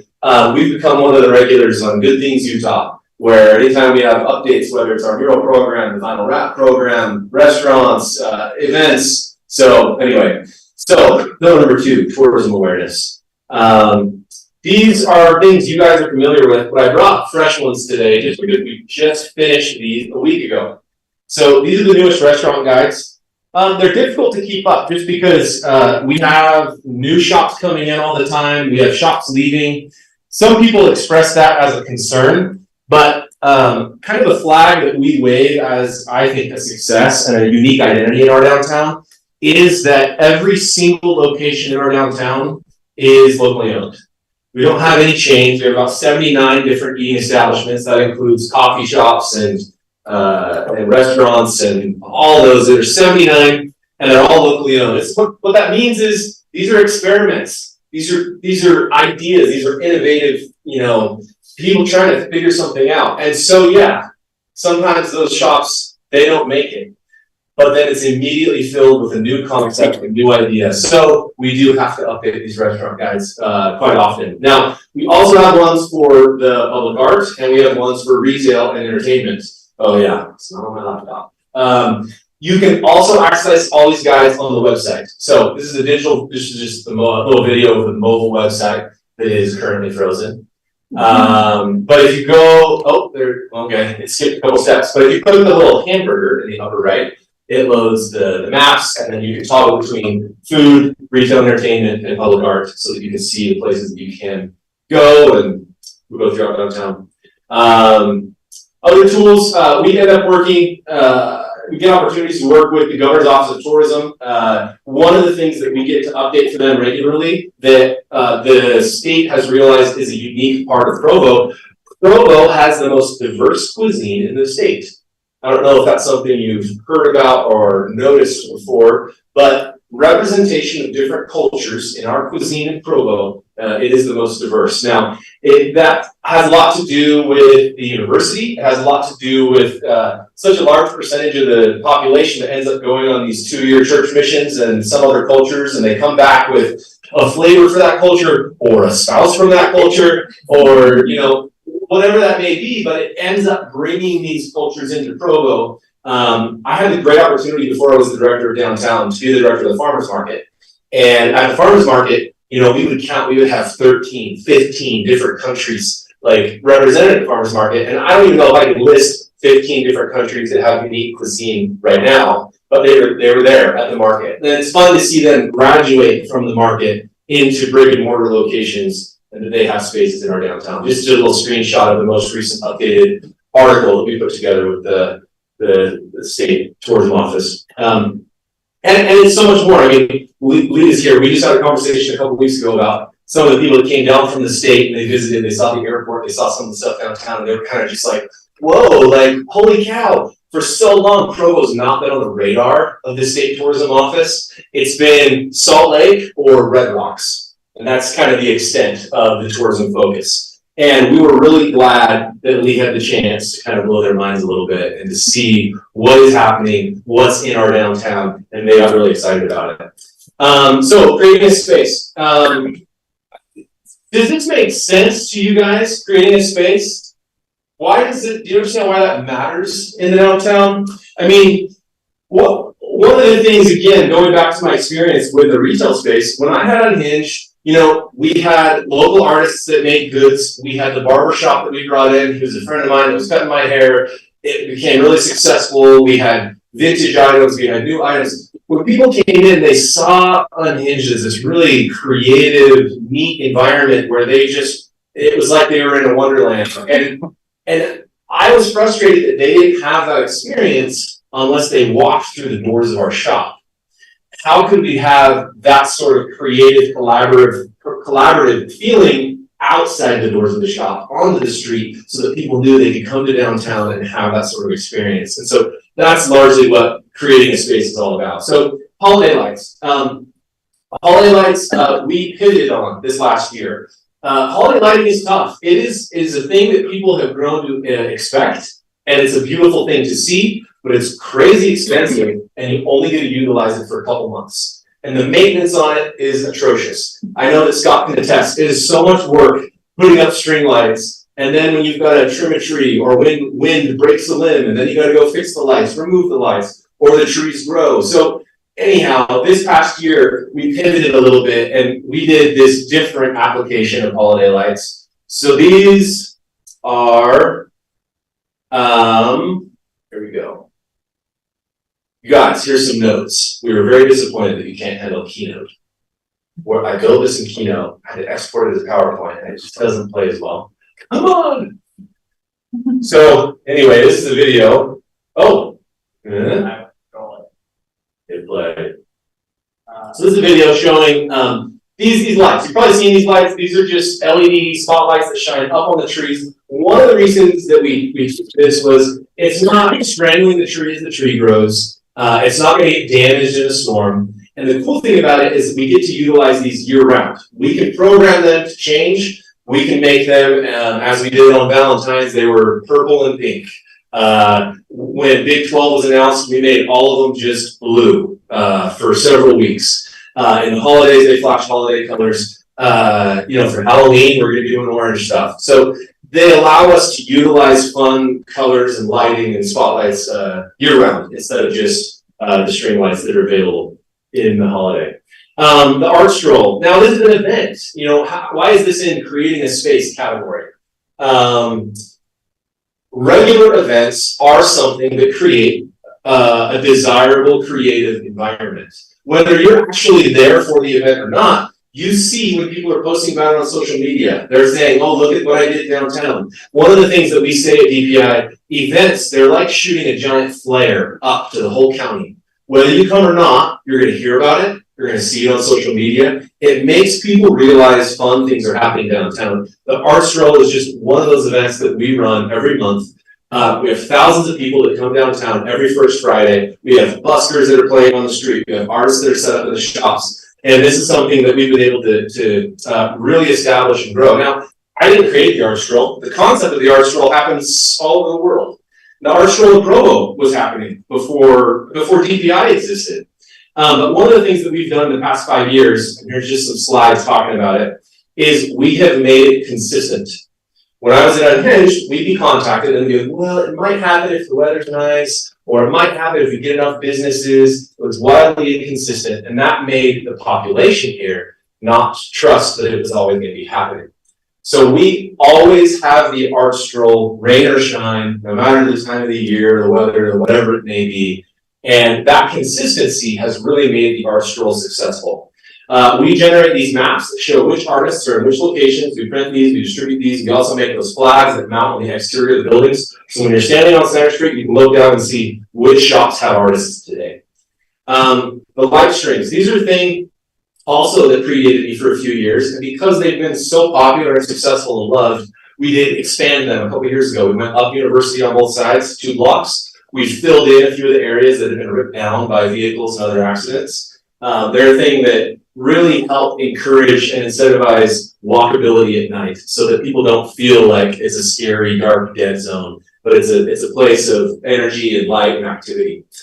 Additional public art. We have done a few murals this year. We don't do 1 mural every month any longer, just largely because we've run out of walls. Now, yes, there are more walls, but they're all owned by someone. And so the property owners that have been reasonable, we've used most of those spaces. And so as we came and we spoke with you guys last year and made this presentation, we did pivot a lot of our energy and funds onto a monthly vinyl wrap program. So we have done a few murals this year, but we have done a vinyl every month. And as we've talked, we did this because we had a spike in vandalism along these utility boxes downtown. We were trying to clean that up. It was a lot of work. This is just a few. We have done 11. The 12th one will be done in a couple of weeks here. 1 per month. And so these are just a high quality 3M vinyl with a 10-year warranty that gets installed. Currently, we've only done the signal light boxes. Those are managed by Gordon and his team, and they have been excellent partners to figure out what their needs were, meet those needs, and get these installed. And so far, 0 issues. So we only have 1 that is actually left and available in the downtown. So we're working with UDOT because they have a lot more boxes we can do as soon as we can get that approval. We also are looking to pivot these efforts either onto the smaller box we have access to or onto the power boxes if we can convince the tower. This is our car show. Oh, and it goes naked. This is an event that we've done for 3 years now. This being the 3rd year was definitely the most successful. I don't know if any of you are car people, if you go to car shows, restore cars, but people who go to car shows are a unique breed. I think, what would be the word? Type A is one of the words, but they are very confident and comfortable telling you how to do your job. And so every year we've had a lot of critics that say, it was great, but you should have done X, Y, or Z.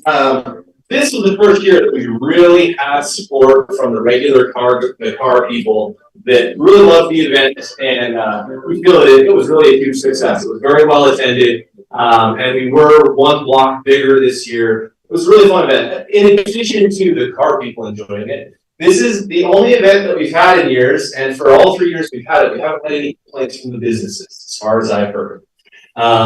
One of the reasons that that's fun is the people who come to a car show, it's a different demographic than people who might be coming downtown for free entertainment, for example. And so it's people who come downtown, they're going to spend time, they're going to spend money, they're going to go to dinner with their family, and so on. Halloween, this is a huge event. I don't know if any of you have had the chance to come down. I know that Keith came down last year with his wife, and they saw all the dancing with the DJ that was there. It's a massive event. It's actually quite alarming. It's thousands and thousands of children all over the sidewalks, and it's grown so much that it's a little problematic. So this year we're looking to partner with police to get a little bit more safety at those intersections with crossing guards, and so and so on. But it's a great event, again, that is just bringing eyeballs, and attention, and exposure, and activity into the downtown to really create space. Business services. I don't know if I've gone long or if I started late, but I need to be done by 4, right? Is that the goal? The Lincoln Lunch. This is just a monthly lunch we host. I think all of you are familiar with, where we get an opportunity for the business community to network, to get together, to talk about ideas, to talk about problems, to talk about pain points, and we get to educate businesses on upcoming things, new construction, events and activities that are coming. So tomorrow is actually the next one, and Sandy is bringing the team to talk about parking enforcement.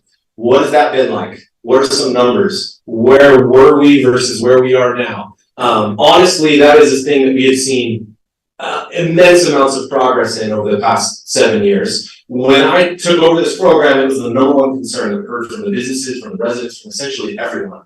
And we've seen parking enforcement move outside of the police department. We've seen it move into a couple different departments, and now it's the place it should be. It's under community development, where we have dedicated enforcement teams, we have strategists, we've got routes, we've got more budget, more vehicles. Enforcement has really been outstanding to really help with the parking problem downtown. Anyhow, the lunches have been a favorite for a lot of businesses, and it allows them to stay in the loop. Here's just some shots and examples of the last one. The last one was out of the airport. And again, it's not going to work very well. But this was the first time for a lot of these business owners that they were out at the airport. And it was a chance for them to see what was going on and hear about future expansion and why the airport matters to the downtown business community. And it was a hugely successful lunch. We're really just here to make sure that DPI can help fill the gap. The businesses downtown are busy running their business. And sometimes there are issues, whether it be parking or, whether it be elevated crosswalks, whether it be any of these things that they don't have the time or the ability or the relationships to fix on their own. And so that's our goal. Advocacy, the last one. This is, like I said, where I spend most of my time. This is a fun little slide. This is the 2022 project list. Last time I presented to you guys, these are the ones we talked about. Downtown walkability, the gateway, building codes. Downtown walkability, we've been able to do the things that we requested. The gateway, we were referencing between Fifth West and the freeway didn't have a design standard. And so there was a project that came in that's 100% stucco that we were concerned about. So we were able to file for a design standard and you guys approved that design standard. So that's now in code. Building codes we filed for in 2019 to make these changes. We haven't seen them yet, but we're still working on those. This is just an example. In 2019, we got together with the business community. It was actually in 2018. This was presented to you guys in January. 2018, we got together with the business community and we said, hey, what are some concerns downtown? Pedestrian safety was really high on that list. For the cars to be driving 35 miles an hour on average in the 15-mile-an-hour zone is so alarming.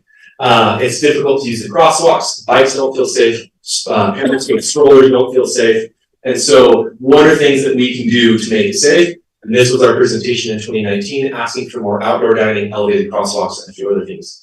I only included one page of signatures, but we got all the signatures of the downtown businesses as well when we made that presentation. Then in 2020, we partnered with Bike Walk Provo to reiterate some of those things and to expand the influence and the impact of our plea to have some things to help downtown safer. And really, I do think you guys were on board, and I'm so glad that Gordon was able to take the role that he has and to be such a great ally in finding a way to execute this vision. And they're now completed. These have been a thing that we've been talking about now, as you see, for many years, and we're so excited to see these done and installed. A big part of getting that done was the TMAC list. We worked with TMAC for a year to quantify these ideas of what changes could be made to downtown that would make it safer. Everyone threw ideas. I think you guys submitted some ideas, lots of departments submitted ideas. And then TMAC went through and just quantified by saying, what's going to have the greatest impact, what's going to be the most expensive, and so on down the list. And this is just an example of the list. You guys adopted this list in January of 2022, and the words from your mouths were asking the department heads to find out ways they could implement these changes. And so we were glad to see Gordon, the first one, to take up some of those changes. Being the voice, being the voice for the downtown, our job is really to challenge the status quo. And that's tough. It's difficult. You guys don't like to hear. Administration, every department head, when I show up and say, hey, we're working on something, it makes your heart sink a little, because it's for me to pick a scab and say, hey, the outlets quit working, or hey, parking enforcement's not very good. And it's taxing on relationships over time. For us to be the voice that comes in and says, hey, we need your help. And that means I'm going to make you stretch and work a little harder. And it just stinks. And so we do try and remind the city staff and the business community that DPI represents the business community. Not because I don't want your hatred, but because it's not just Quinn who cares about downtown, but it's the business community. We get together every month and we talk priorities with our board, and we bring those ideas to the city to affect change. Now, the last piece here is one of those ones that we just finished, startup parking.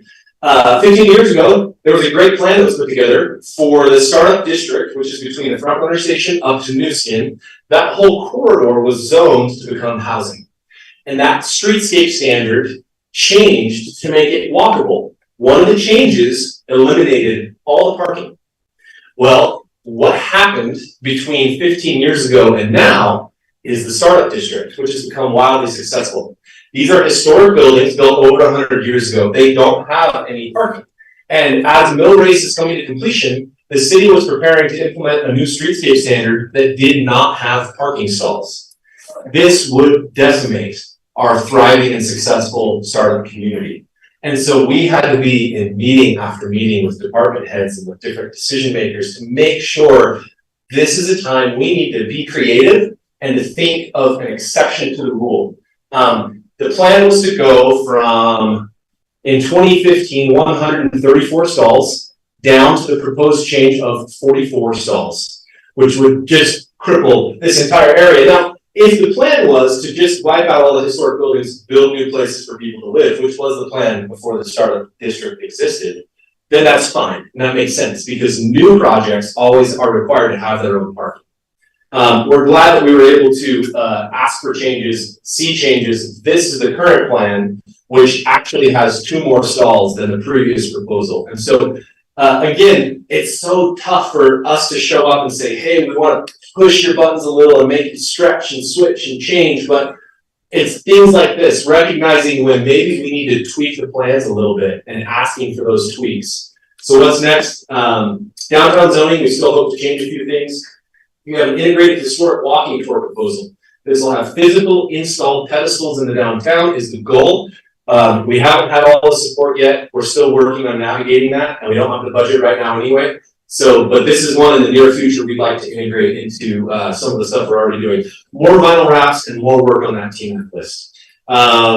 So overall, we're pumped that you guys understand the value of giving DPI money so that I can come here and make all you guys do hard things. I mean, I know that there's a lot of people in the room. I mean, Scott can probably, hey, we need you to work, do things for me, do things for me. That's never fun. It's never fun, especially when you guys are helping pay for us to give you that headache.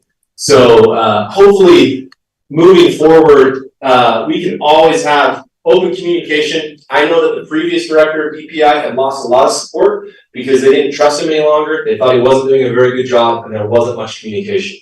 So when you guys have ideas or concerns, we would love for you to reach out and I can help be part of the solution. And you can see our program as an ally as you guys are affecting change citywide. So, thank you. Thank you so much. Yeah. That was great. And I know that I appreciate you. It was very responsive whenever I communicate with you. Any questions for Quinn?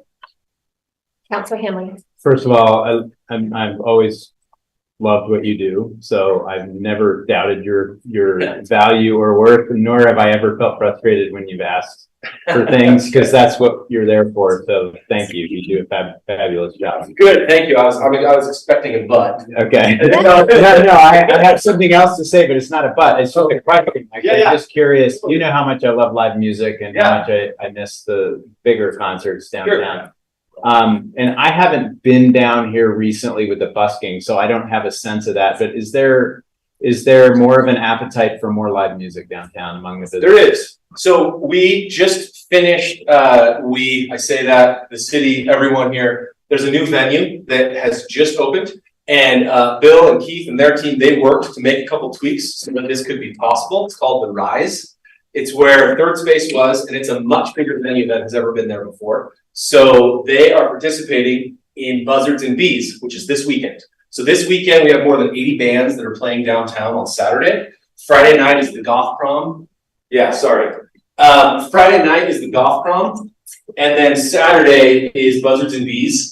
And so, yeah, 80 plus bands, several different venues, and The Rise is one of them. In addition to The Rise and Buzzards and Bees Music Festival, yeah, the busking has grown. You know, we had live music on a stage for the car show. It has organically popped up in a lot of places, but as far as really big groups that shut the street down for a big concert, we don't have any of those right now, but I'm sure we will in the near future. Okay. There's definitely an appetite. Yeah. Awesome. Thank you. Yeah. What else? Anything else for Quinn? There's so much else, but so little time. It's true, yes. You know, you say, what else? I taught mission prep for a long time. You don't say, do you have any questions? You say, what questions do you have? Well, I don't want to get them going. Okay, well, thank you so much, Quinn. Okay, thanks, you guys. A closed session has been requested. First of all, is there a proposal, is there a motion to close the meeting? Right, so there are two topics. Yep. Right, two topics, both of which have to do with character and competence of an individual, which is an approved reason for having a closed meeting under the statute. So it would be appropriate at this time for a motion. Okay. Well, I move that we close the meeting. I'll second. All right. We'll announce the, okay. Councilor Henry. Yes. Councilor Ellsworth, are you still online? Yes, and I'll be there in 2 minutes. Okay, Councilor Shipley, Councilor Whipple, Yes. Councilor Catrice, yes, so that was unanimous, 5 with the 5 of us here. And Councilor Ellsworth online. Right, that's it. Thank you.